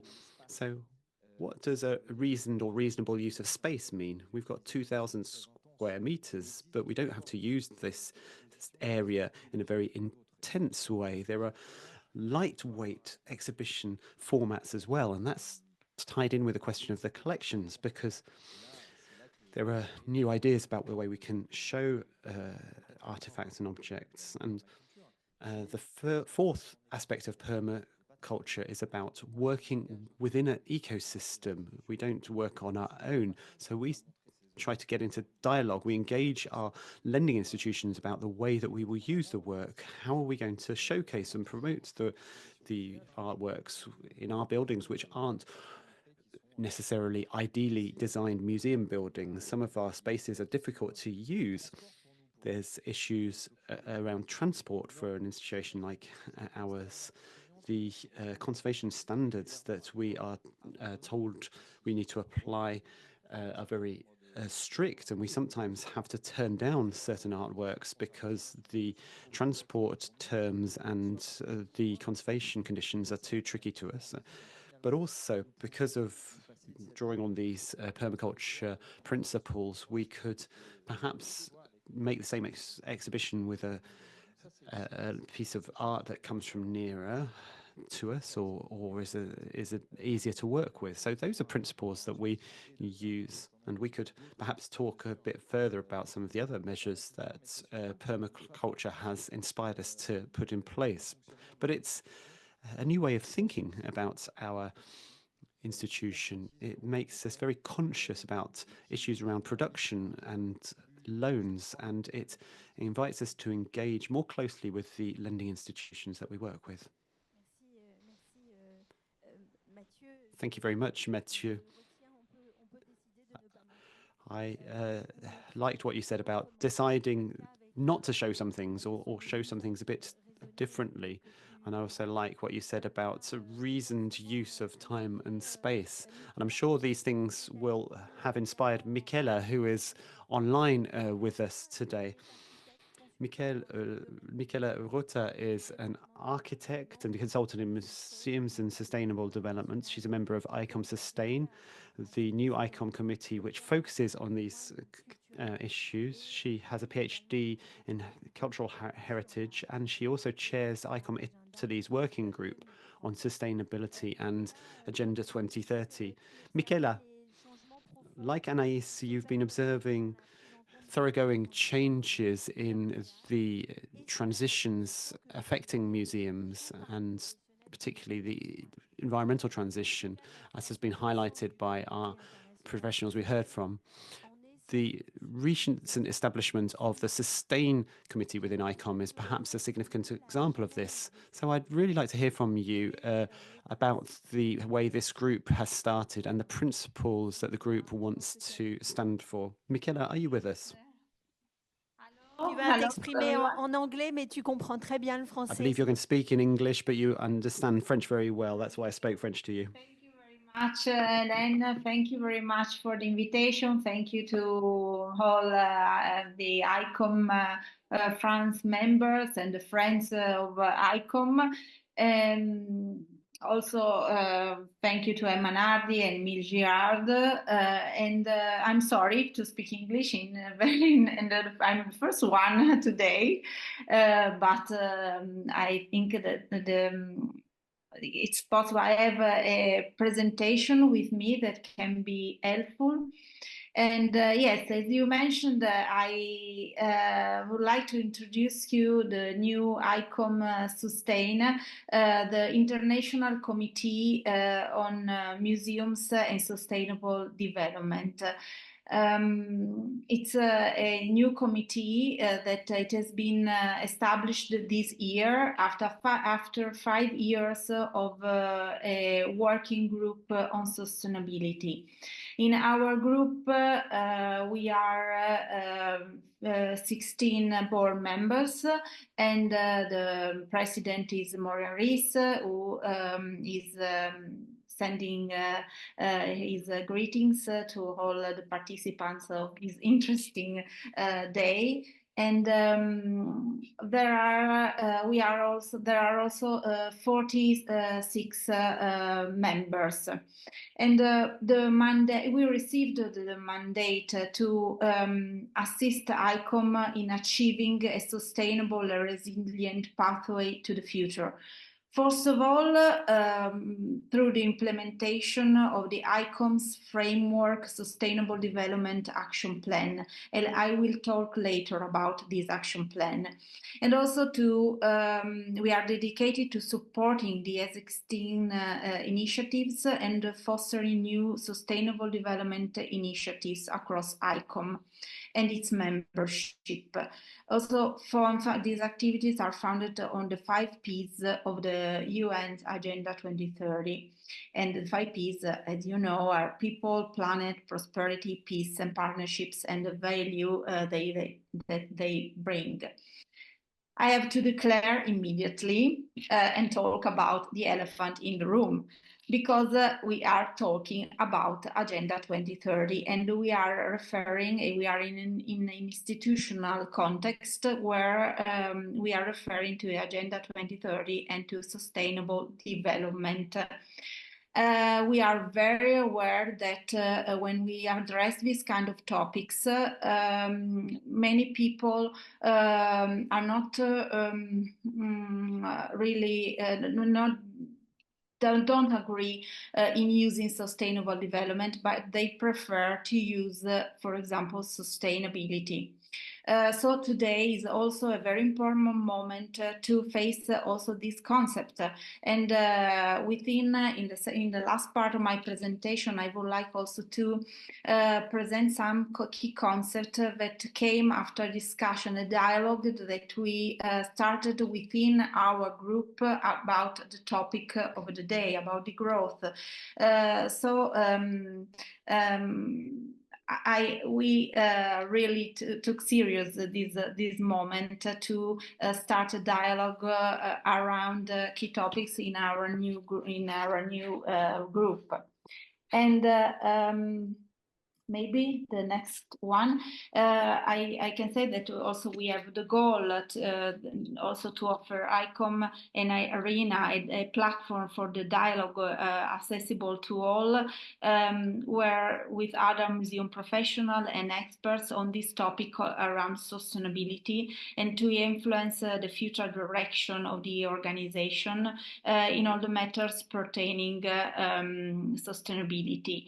And we have a series of aims. You can see here listed more or less 8 aims that we have decided to address. And even if I said that we are in an institutional context dedicated to sustainable development, we are talking and we are well aware that the topics are related to the one that you mentioned, Hélène, and also thank you to Serge Latouche and the other speakers, not wasting, reducing the use of resources, non-extractive architecture, and these topics that we, as experts of sustainability, we know and we try to see in an integrated way. And I leave you the presentation, so I don't want to list all the activities, but we are for sure, we would like to be for sure a source of information, offer guidance and support to all the members on this kind of topics, and also to foster a set of values and ethical recommendations. And we are very linked with the ICOM Code of Ethics and the ICOM Strategic Committee. I'm also a member of the ICOM Strategic Planning Committee to bring these topics within the committee dedicated to strategic planning. And we also support ICOM capacity building programs and initiatives, such as on the other page 6, relating to grants, awards, and fellowship. We are also involved in the award for sustainability that now is going on within ICOM, and I urge all the members that have best practices on sustainable development or sustainability to participate in this ICOM award. We participate in organizing a general conference and with many activities. At the beginning of July, I was in Seoul to bring a workshop around the action plan, and it was a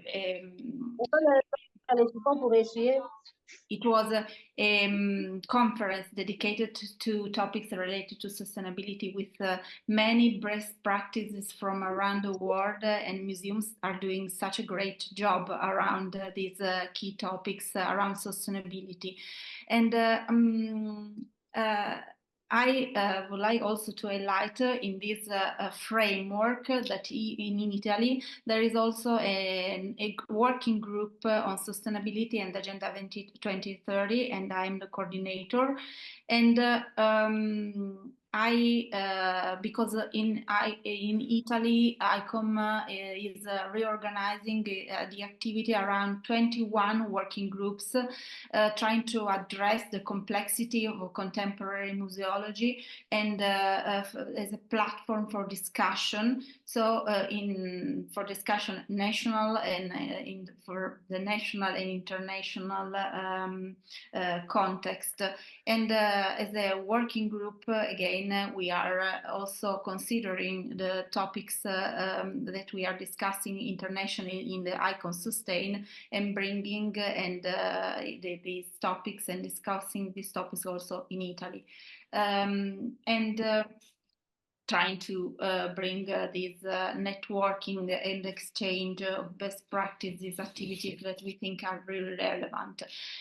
few words about the action plan on sustainability, because we know there are a lot of topics, and also today the richness of the things that we can address, talking only around collections, but we also need to think in a strategic way. And we have developed before as a working group, and now we are improving this action plan on sustainability, and it provides the means for committees to take up the challenges of addressing the climate emergency and supporting sustainable development through knowledge sharing networks, commitment and actions. It's a tool that helps to start a strategic planning of the organizations, because in this way, reorganizing the governance in a strategic way, is it possible to consider the different topics and trying to really face them in an integrated way. And this action plan is divided in five macro areas that are related really for strategic planning and leadership. First one is dedicated to strategic vision and leadership. The second to resources. Third to collaborations and networking, and for providing the tools and supports to start a path for sustainability, towards sustainability, and also a part dedicated to monitoring, evaluation, and communication, because it's useful to analyze the state of the art of the organization and to start a path towards sustainability in a strategic way. It is based on principle, and also one is dedicated to flexibility. So it's a tool that the different organizations around the world can rearrange and for their use and their needs due to the context, the local situation. And it's mainly dedicated to the organizations, not to single museums, but it can be also used by single museums to be helpful to start this path towards sustainability. In the next page, I've put just an example of the scheme of this, the next slide, of this action plan. For example, here for the first point, vision, strategic vision and leadership, we have a series of topics, and we can see who is the responsible, the timeline, also the deliverables, outputs around these key points, and also a part dedicated to accountability methodology. And also this is the scheme for all the five macro areas. And around coming to the topic of this session, we have started an internal discussion with some board members, and it was an opportunity to start a discussion around some key points around the questions that you pose, Hélène. And before the dialogue, I just want to highlight the key points, because I don't want to take too much time, and we discussed these key points in order to know around these key points, get to know your collection, less is more. What this means for us and in relationship to collections. I launched just these messages: conserve ethically and in a sustainable way, and it's very linked with the guidelines from the BISO group. Network responsibly and make space. Making space means also facing the topics of de-accessioning, that it can be an option to be explored or repatriating, and also is linked with the topic of decolonization. And also we discussed around digitalization, but I want to bring a provocation also here, because we know in Europe, in the next slide dedicated to digitalization, we know that a lot of fundings are dedicated to digitalize the collections. But despite the amount of digitalized objects in the next slide, please, how many are seen by the public with designed activities? Are there any data? But because we know that a lot of objects and collections are in storage and we are digitalizing, for sure, it's very important also for conservation, but these collections and objects digitalized are seen by the public or are again in digitalized storage is a topic related also to resourcing and fundings. And around the collection that we know that we can create new stories in the next slide, and we know that every story is an environmental story. And we know that we can engage actively around these collections and get creative and be inspired by the many best practices. And also we know that ULN touched these points. We know that we have to ask for help. Not all can be done internally, and we need to engage experts. And this is linked also with the involvement of professionals who are experts of sustainability in the different topics. We know that museums are guardians of the past, but also of the future. And talking about the future, we know that the involvement in the discussion of the youth is central. Closing my presentation for this part, I want to leave you a resource in the last slide. These guidelines for the involvement of youth dedicated to involved for the ecological transition. We developed these guidelines in a project in Italy called the Musei Integrati, and it starts because we need to increase the relevance between youth and the promotion of action of co-creation and co-design of shared meanings with youth, and facilitate the dialogue between different actors and to address issues and propose solutions to be tested. So we developed these guidelines around these keywords, and they are released also. They are released also in English, and they are online. So it's very important the involvement of the youth in the discussion around these key topics. So for now, I've ended my presentation here, and I'm here for the dialogue and the discussion after. Thank you very much. Merci beaucoup, Michela. Merci d'avoir respecté le temps. Thank you very much, Michela. Thank you for keeping to time so that we can have a discussion at the end of the roundtable. So now I'm going to hand over to Laurent Védrine, who is director of the Musée d'Aquitaine in Bordeaux. You've led a number of different museums, including the Marguerite Eco Museum and the Musée de la Haute-Auvergne in Cantal, and then you were also in Marseille between 2008 and 2017, overseeing the renovation of the Museum for the European Capital of Culture event, Marseille Provence 2013. Laurent, during preparation of this, you said that as a director of the museum, you said that you're always asking questions about the ecological and economic cost of the museum that you're responsible for, and so about the question of its and their sustainability. So what Michela has just presented reflects and put this approach, and I'd like you to talk a little bit about what you mean by a responsible approach. Thank you very much. Thank you for the invitation. Is it possible to put up my presentation? Great, thank you very much.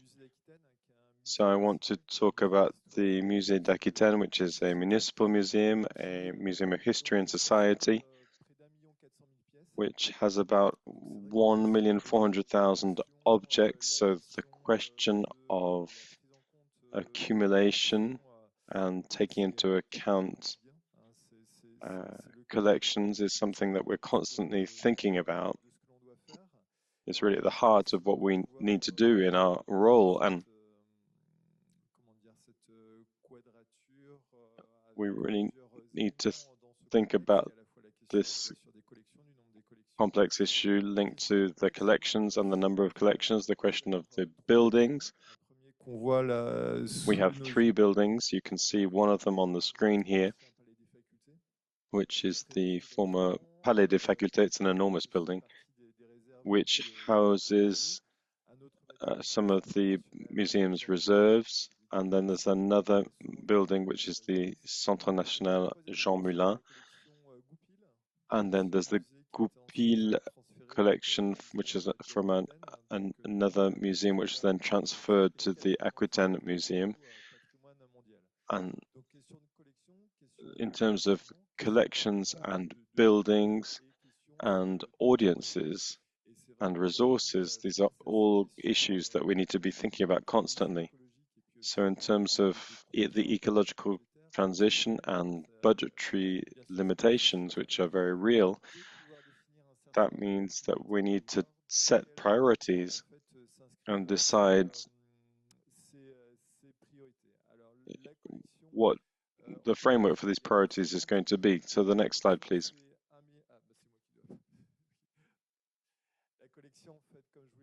So the collection, that's great, thank you. The collection is, I've said, 1,400,000 objects. And we've got objects from the 16th century. So the whole breadth and variety of collections. These are collections that you can imagine in a kind of concentric circles. The former director of the Museum d'Aquitaine is here and knows these collections in great detail. There's a local dimension, a history of the city of Bordeaux and the history of the region and the department. And so we'll come back to the question of acquisitions in terms of this regional aspect. And then there is also a much broader aspect with objects that come from all around the world associated with the city's history as a port and also colonial history, with a whole range of different types of materials in the collection.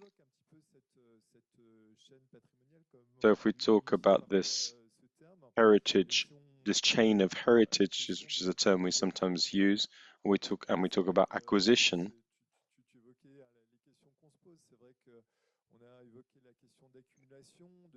We talk about and we think about issues of accumulation and stocks and flows that go in only one direction. We bring in collections and we don't remove any collections because of this principle of inalienability, which really raises a question associated with the theme of today. I'd say that acquisitions today are generally carried out in a very reasonable approach with quite a lot of procedures in place to make sure that we make good decisions. And there's a number of different steps to make sure that the acquisitions we make are relevant, whether they are free of charge or whether it's for payment. So I think things have improved already in that area with regard to perhaps what was in place perhaps 10 years or so ago. We can see this acquisition process is associated really with the possibilities for presenting the collections. And then there's the question of how this fits into the broad question of public collections.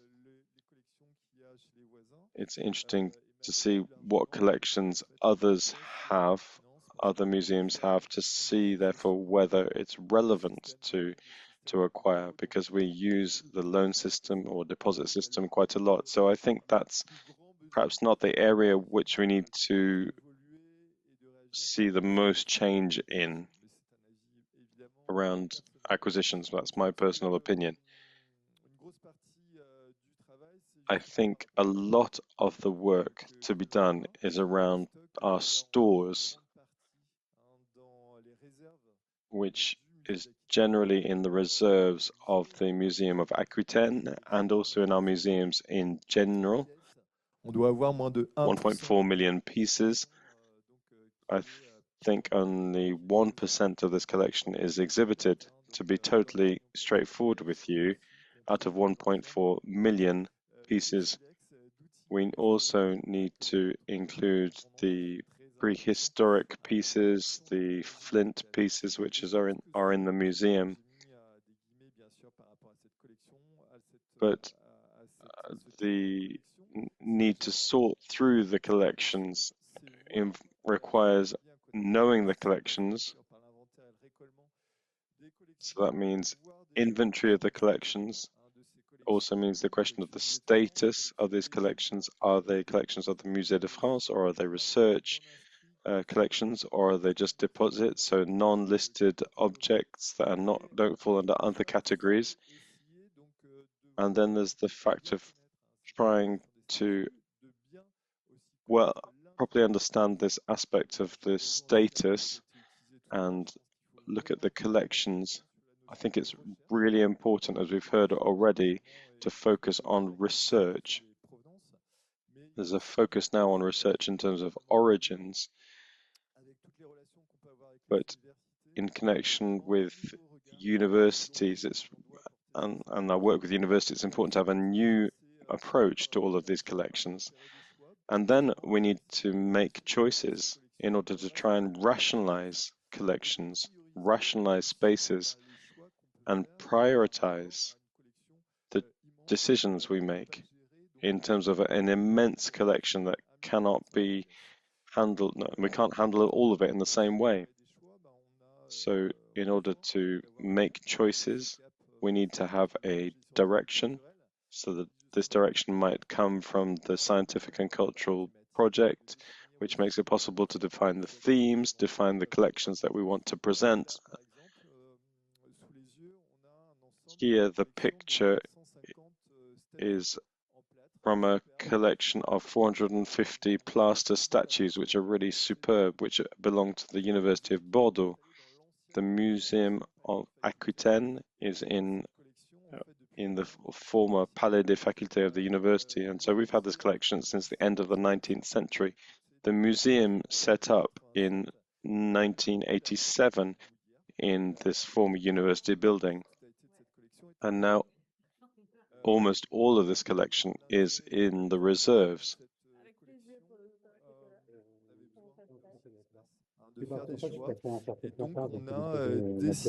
So we have decided to develop an agreement with another university in order to repatriate all of these plaster figures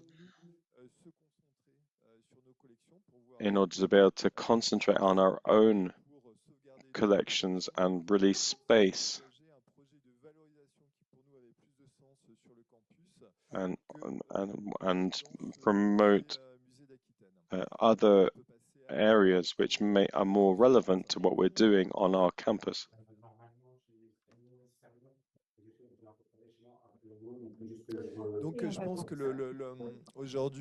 So I think that in terms of the way that we see things now, we really need to focus in on collections and spaces and the energy transition and the climate focus on the reserves, since the vast majority of our pieces are currently in reserve. So our reserves are in two places. They're in a whole part of this former Palais des Facultés, which is about 3 hectares across sea levels. It's a massive building in the heart of the city. So there is a real question to ask about whether it's worth having thousands of meters squared of reserves in the middle of the city. And then there's another building that's 2,500 square meters. This is a municipal building that was converted to store all of our agriculture and rural equipment and archaeological equipment and furniture that is heavy. So this photo just gives you an idea of the mass and the volume in terms of collections in this hangar of 2,500 square meters. So it's true, when you look at all of this, it really is quite striking, the size of these collections.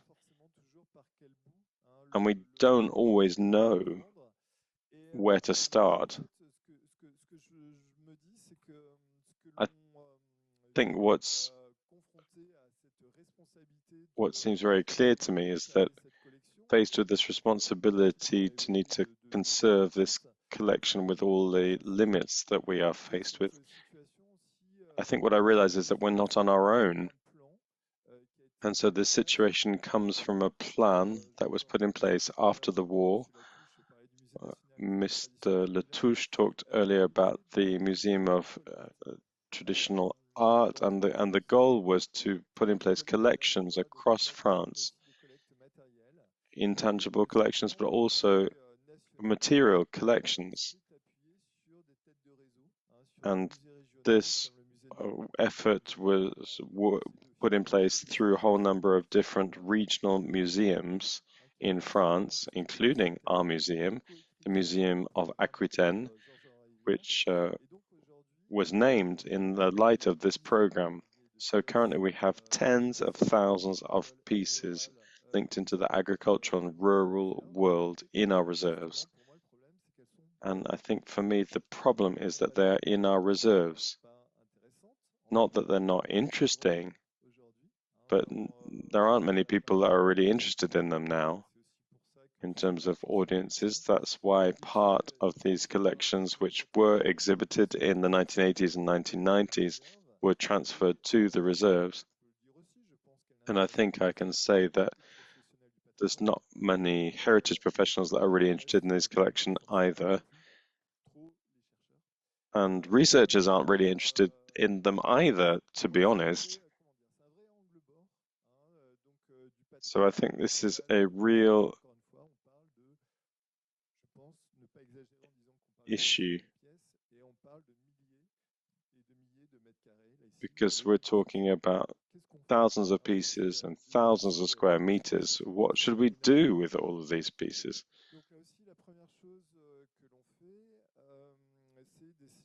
So the first thing that we do is to try and get to know our collections, understand the status of the collections.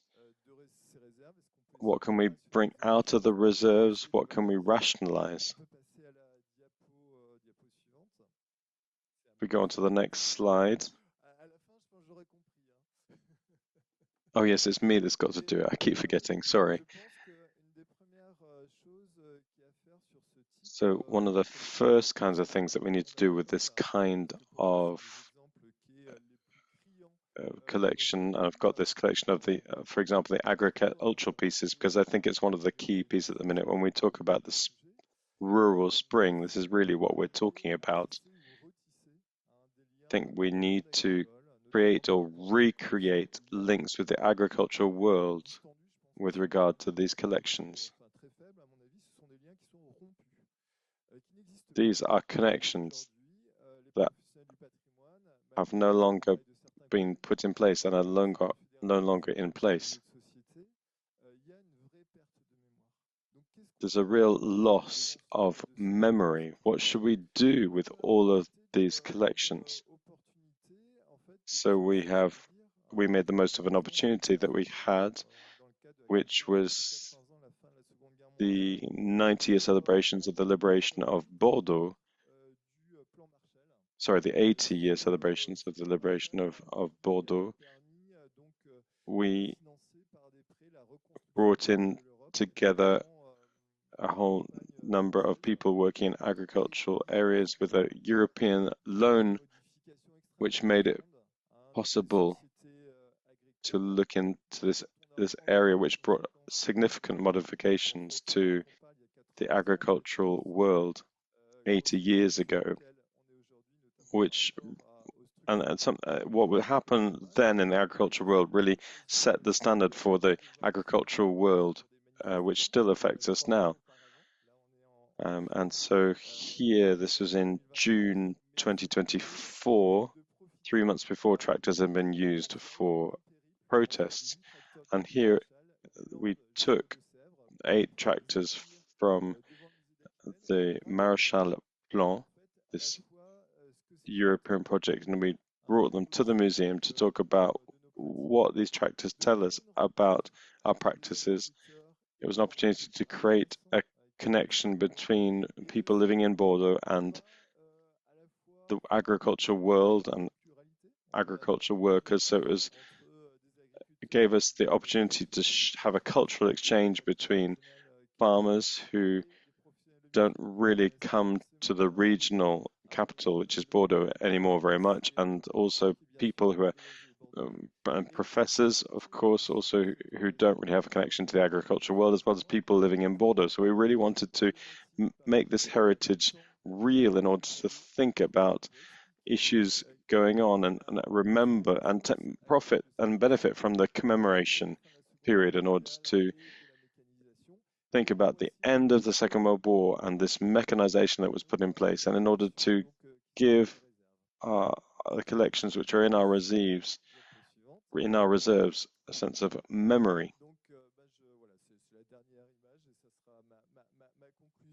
And a sense of, and bring them back to life and help to have an impact today. So this is my last image. What we want to try and do is to have another way of looking at these collections, or perhaps just see these collections, not just see them as a problem, as a huge unknown factor which we can't really understand. And so our idea is to try and draw on different perspectives, and particularly the perspective of farmers, because I think we've really lost in our museums the memory of these objects. I'm the worst. There are a whole number of objects that I don't know what they're for, which is why it's important to have documents about these collections. But it's also really important to work very quickly in order to collect the memory of what these objects are for. People are currently passing on who remember what these different objects are for, and we need to do this research work, which is really very important. So on the photo you can see there around a kind of tank, which could be a kind of stock pot, and we've got one of our collection managers and then a researcher with him who's part of the Bordeaux Montaigne University. And I'm convinced that these objects have got things to communicate to us. You were talking earlier about low-tech museums. I think that we could think about these objects as inspiration, which could help us to think about a number of different tools from daily life, working together with farmers, engineers, museum professionals, and associations in order to give life back to these collections with visible activities that might be interesting for audiences. So we're just starting this approach. We've just been working on this for a number of months now. We'll tell you, of course, how it goes and what the results will be.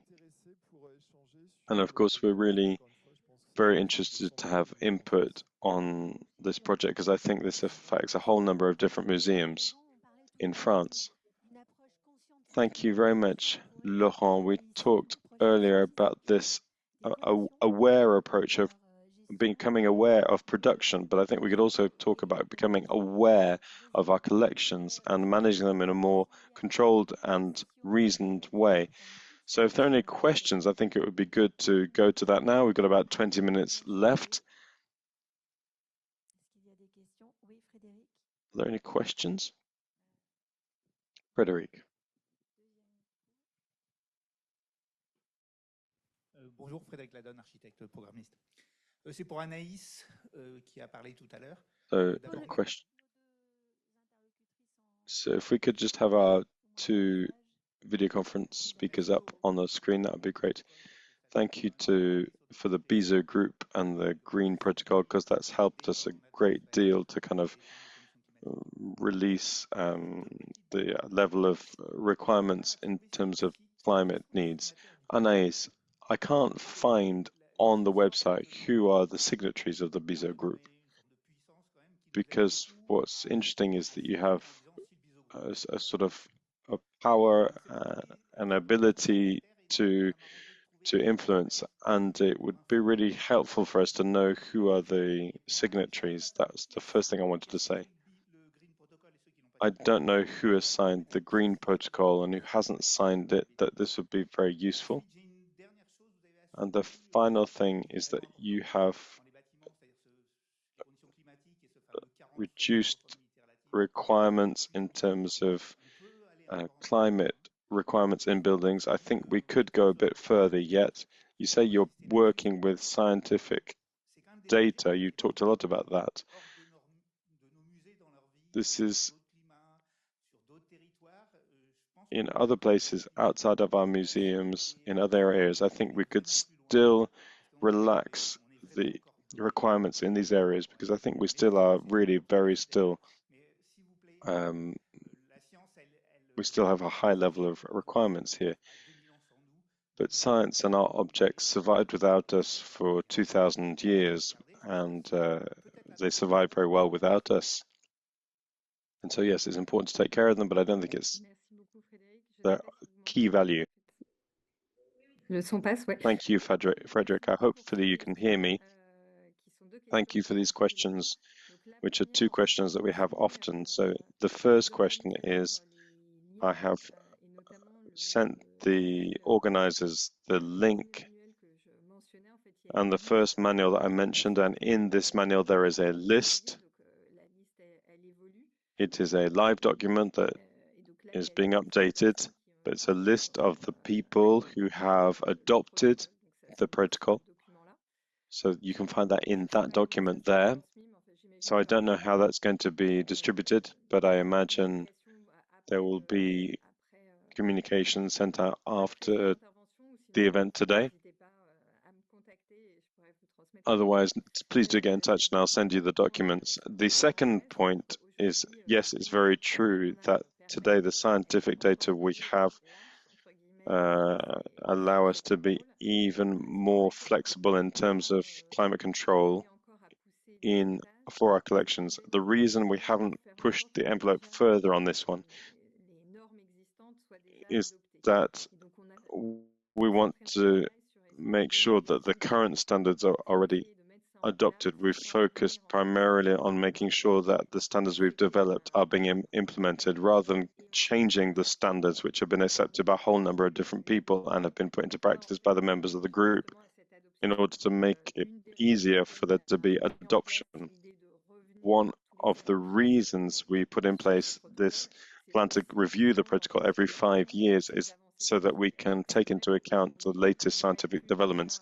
It is very true that we already could have sort of relaxed further the parameters. Des paramètres qui But we want to make sure that those that have been tested over years are being properly implemented, since that's more reassuring. But yes, there's more that can be done. I hope that answers your question. Yes, that's very good. Thank you. I'll wait for the next 5 years then.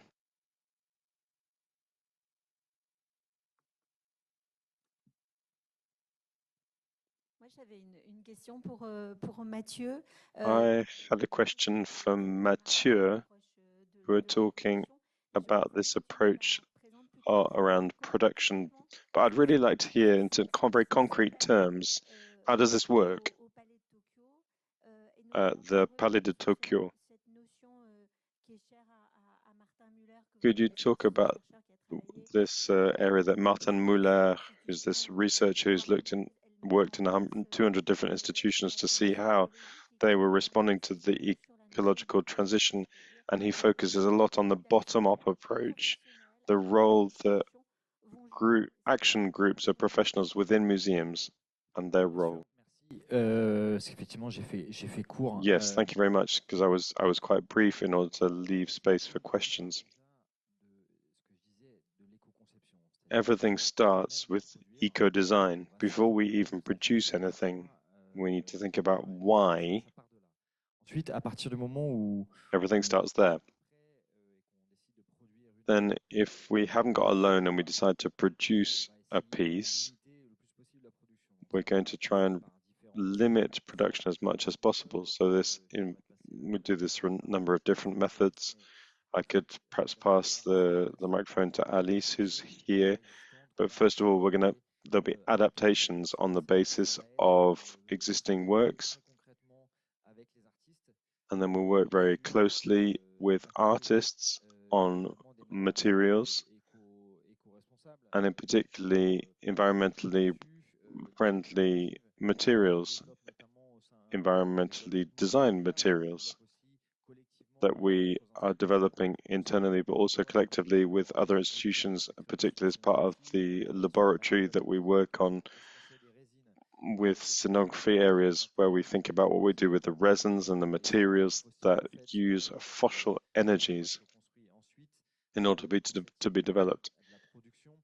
And then associated with this question of production, there's production of the works, but then the production of the exhibitions themselves. So the plaques, or rather the hanging, the areas used for hanging, this is something that we really need to take into account. So we've constantly sold to audiences coming through museums areas that are constantly reconfigured. We've got this promise that we've made to our audiences, and particularly the Palais de Tokyo, because it's a massive space, because there's kind of promise that if you come to the museum, you're going to have a radically transformed experience every time you come. But that means that we have to move everything around. We have to move around the hanging infrastructure all the time. So we've developed a prototype for now the hanging infrastructure that can be reused. And then the question of how we can work with conservators and curators for the reuse of scenography from previous exhibitions. And one of the features of when you extend the period of the exhibition, that means we can change things less and less. We can even put in place a specification, X de la scénographie de la a précédente. specification for curators to reuse a certain amount. Travaux qu'on mène. Alors, à ce stade, on est encore dans je te demande. For the moment, we're still in this area where we're asking people to work in such and such a way. What we're wanting to do through this permaculture approach is to release creativity. So on the basis of constraints and planetary limits, we want to let these inspire creativity. So we're not inspiring, we're not imposing things, we want things to be inspired. And this is reflected as well in our organization in the museum, because now we have thematic working groups that make it possible for us to work on all the different activities in our site. Because one of the ideas with the permaculture is to work together as a group to do collective design before we even start on a project. So we sit around a table and we think collectively about the best and most environmentally friendly way. Laurent, sur les modes de production, sur le rallongement des durées d'exposition, on l'a peu évoqué puisqu'on avait décidé d'insister davantage sur le travail autour des collections. Tu veux en dire un mot? Laurent, in terms of the duration of exhibitions and so on, could you talk to us a bit more about that?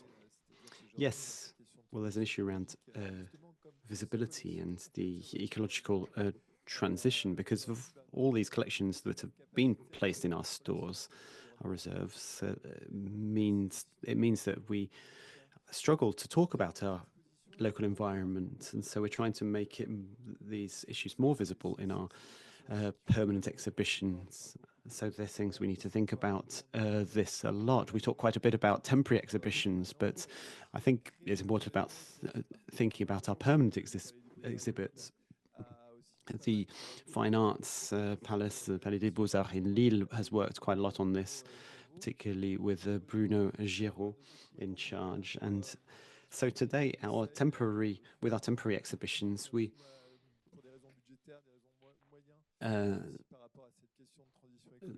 for budgetary reasons and reasons related to the eco-transition, in this area, we've been trying to reduce the number of lens. We've been trying to reuse materials and reuse items out of our collections. We've put in place a resource bank within the General Directorate for Cultural Affairs within the city of Bordeaux in order to try and work on how we reuse materials and resources. It's not been completely unproblematic, but it does raise important questions for us. Next year, we're going to open an architecture and heritage interpretation center within our museum, the Museum of Aquitaine, and so we do want to be pushing things as far as possible in terms of reusing resource. So in this area, there are questions obviously around safety standards, but also issues around preventive conservation, in particular the little bugs that you might have in wood, which might then spread to other resources. So there's a lot to think about, but we are starting to think in these terms. Thank you very much. David is going to be with us this afternoon to talk about the work on standards in this area in order to implement ways of reusing items from temporary exhibitions. So that will be mentioned this afternoon. Are there further questions? Yes, Helen, there are some questions in our chat. First of all, I've got perhaps more of an observation on the issue of accumulation of collections. You have things in public collections which were initiated after the revolutionary confiscations, and these collections are growing, and I wonder whether there will be a future discussion about statutes of limitations for our collections. The heritage code in France is very protective in this light, but progress could perhaps be made in areas that you've mentioned around selection. I would invite you to look at the data that we produce on the Musée de France site. In 2022, we analyzed our acquisitions. About 200,000 items entered the collections. Some geoarchaeological collections which had a very large number of items. But when we talk about selective growth, I think we could perhaps go further in selection, and that is linked to the other issues around our collections.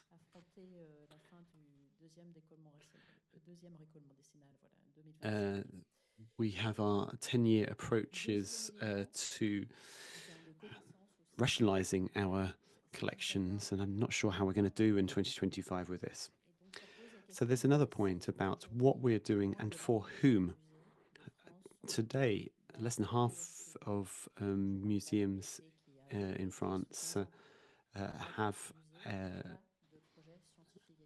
any scientific and cultural projects. So I think we could make further progress here. I refer back to the maxim, the slogan that the chair of ICOM France mentioned this morning. Perhaps we should go a bit more slowly and get back to the sources of our profession, thinking about our collections, what we're acquiring, and why we do that. There are a lot of acquisitions that don't cost a lot. It's sometimes hard to turn down donations, but it is an issue for me because I think there is a cost associated with managing collections, and I think we have a lot of work to do already with our existing collections. Thank you very much for mentioning this 10-year review of collections. I think it's really important. It's a central issue. So what are we going to do with this third review, which will start in 2026? Because the current process should come to an end in 2025. What are we going to do with things that have not been found, with works of art that have been ruined? What about declassification or removal of items from collections?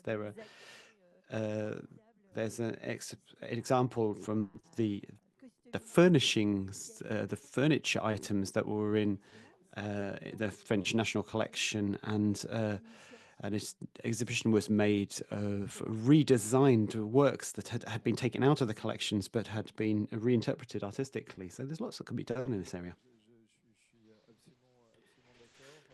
Yes, I very much agree. With respect to this issue of collections, we are asking, and I think people might shudder when I say this, we are thinking about the series of objects we have of agricultural instruments. We would love to be able to set up a kind of low-tech workshop to put some of the items that we have duplicate or more examples of and get them working again. So we are thinking about what we do with these technical collections. Are there further questions from the floor? We could also then take some questions from the chat on Zoom as well. My name is Marie Griffet. I'm based in Reims. I've got a question for the Palais de Tokyo. It's a very interesting approach, and you're a bit of a leading light in terms of permaculture and green resources. Nonetheless, I would say there is a financial need for the Palais de Tokyo. You accept exhibitions sponsored by major luxury consumer goods groups for maybe a 24, 48-hour event. How do you tie up the ethical approach that you have with the financial needs, which perhaps push you to do some things that you might not do otherwise? Thank you very much. That's a really good question. First of all, I think that we have to just accept these contradictions. You say that we're a leading light, but we don't necessarily say that about ourselves. So the starting point from all of this ecological thinking is to say that we're just as bad as everyone else. We're just as bad as the big multinational corporations that often get criticized. From a moral perspective, we're not better or worse. We create greenhouse gas emissions, and we have a whole number of contradictions. I think the first step on the journey is to accept that we have contradictions. I think the second point is to try and transform the model to make it more sustainable. And that's what we started with. We started out with a fairly conventional CSR approach.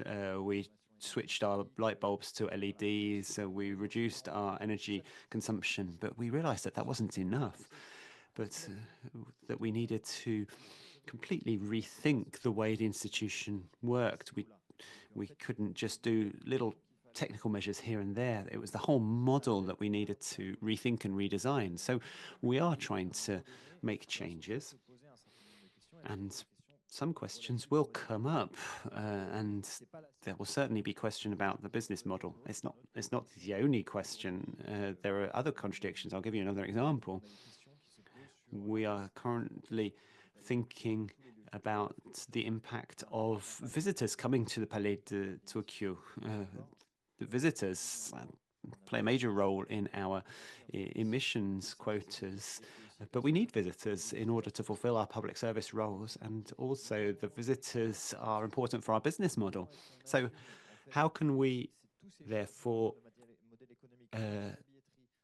think about all of these changes in business model in terms of ticketing, in terms of sponsorship, in terms of philanthropy, in order to fit with our ecological challenges? We need to think about that, but sometimes that means turning down 200 or 300 or 400,000 euros. So that will be a very major political choice a policy choice that we will need to make on our own at the start, but maybe we'll draw in some other stakeholders. We might turn down some high carbon emitting sponsors and philanthropists now, but you might draw in some other companies that say, oh, it's amazing what the Palais de Tokyo is doing. We might need to turn down some resourcing and some funding in the hope of in the future getting other sources of funding. That's what we're trying to do, but we are aware of the contradictions in all this area, just like everyone here in the room. We live with it and we're trying to do better each day.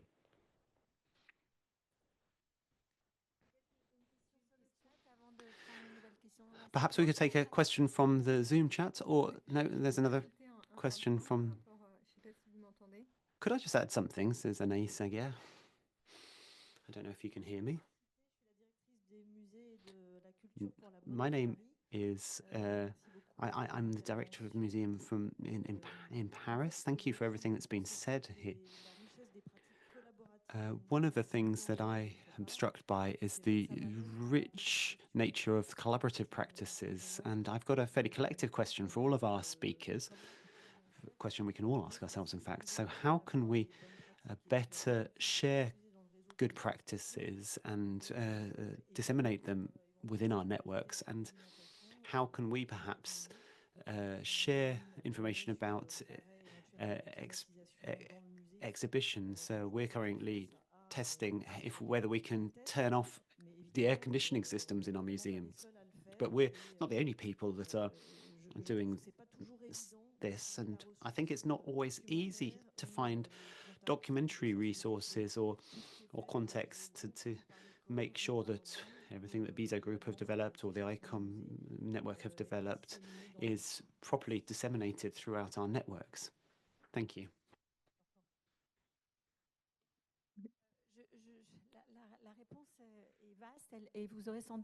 There's probably a lot of aspects to this answer, and you might hear some answers this afternoon from the speakers we're going to hear from.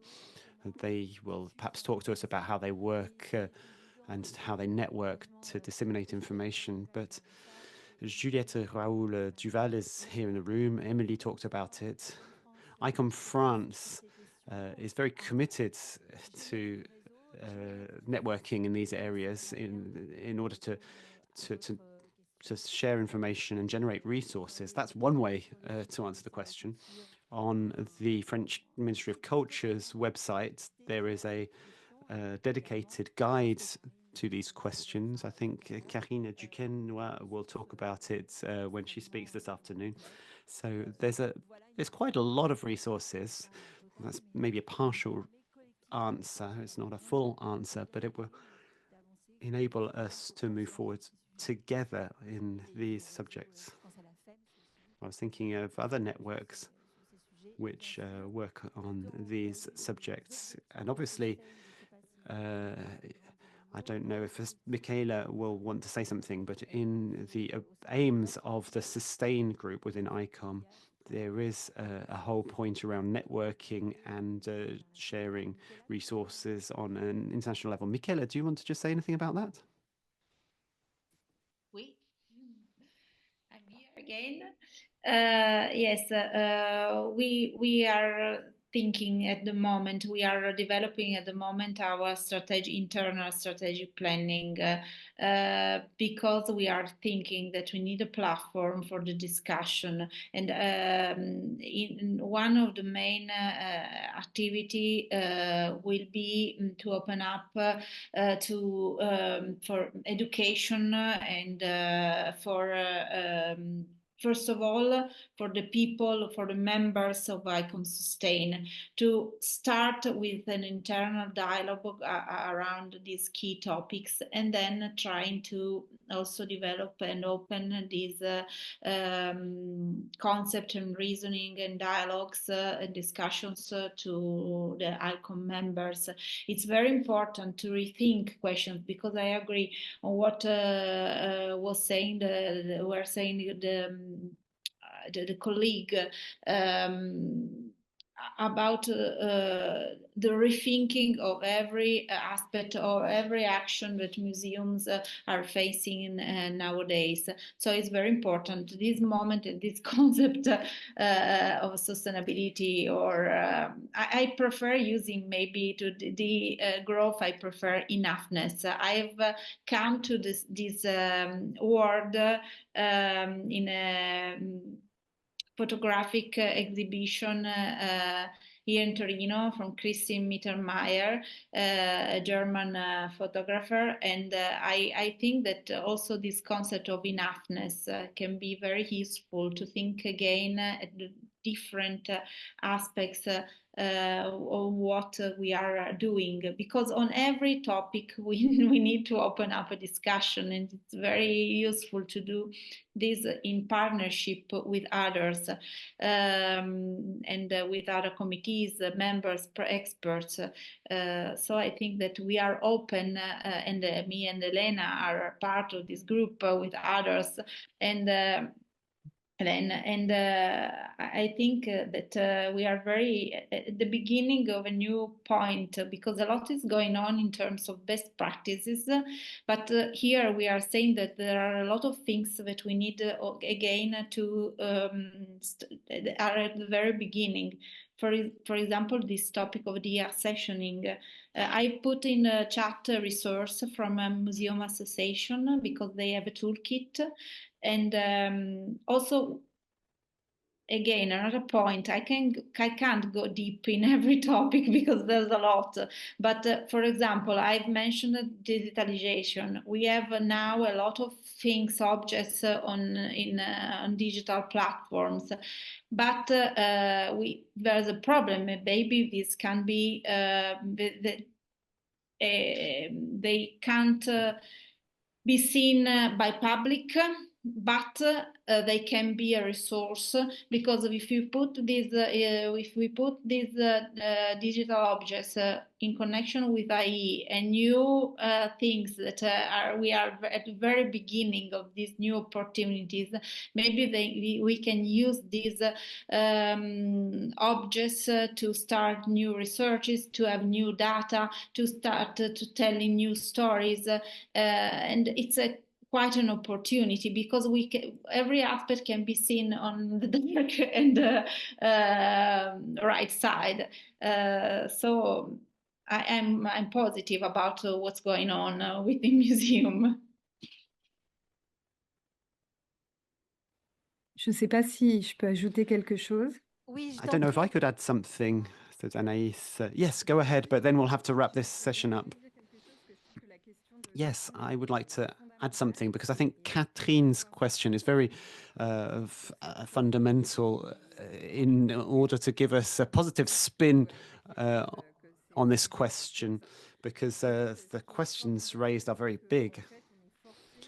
The great thing is that we are forced to work collaboratively in a new way, both in exchanging and discussing things together, but also because very often the solutions, and Matthew said this, will be found because we are starting to network and work together. So I think the companion question alongside the question of degrowth is the idea of a sharing economy. And I think the museums have an important role to play in this light. It's complicated, it's difficult to do, but the path to new solutions will probably lead us to a better future. Thank you very much, Anaïs. I think that's a great way to wrap things up. Thank you very much to all our panelists.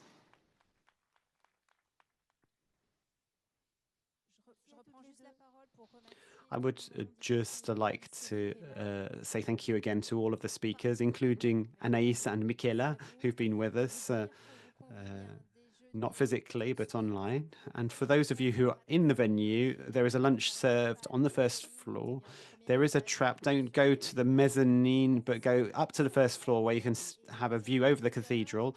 The savoury course will be served up there, and around 1 p.m. coffee and dessert will be served where you had coffee this morning. So please be back here at 1:15 for the point around carbon benefits.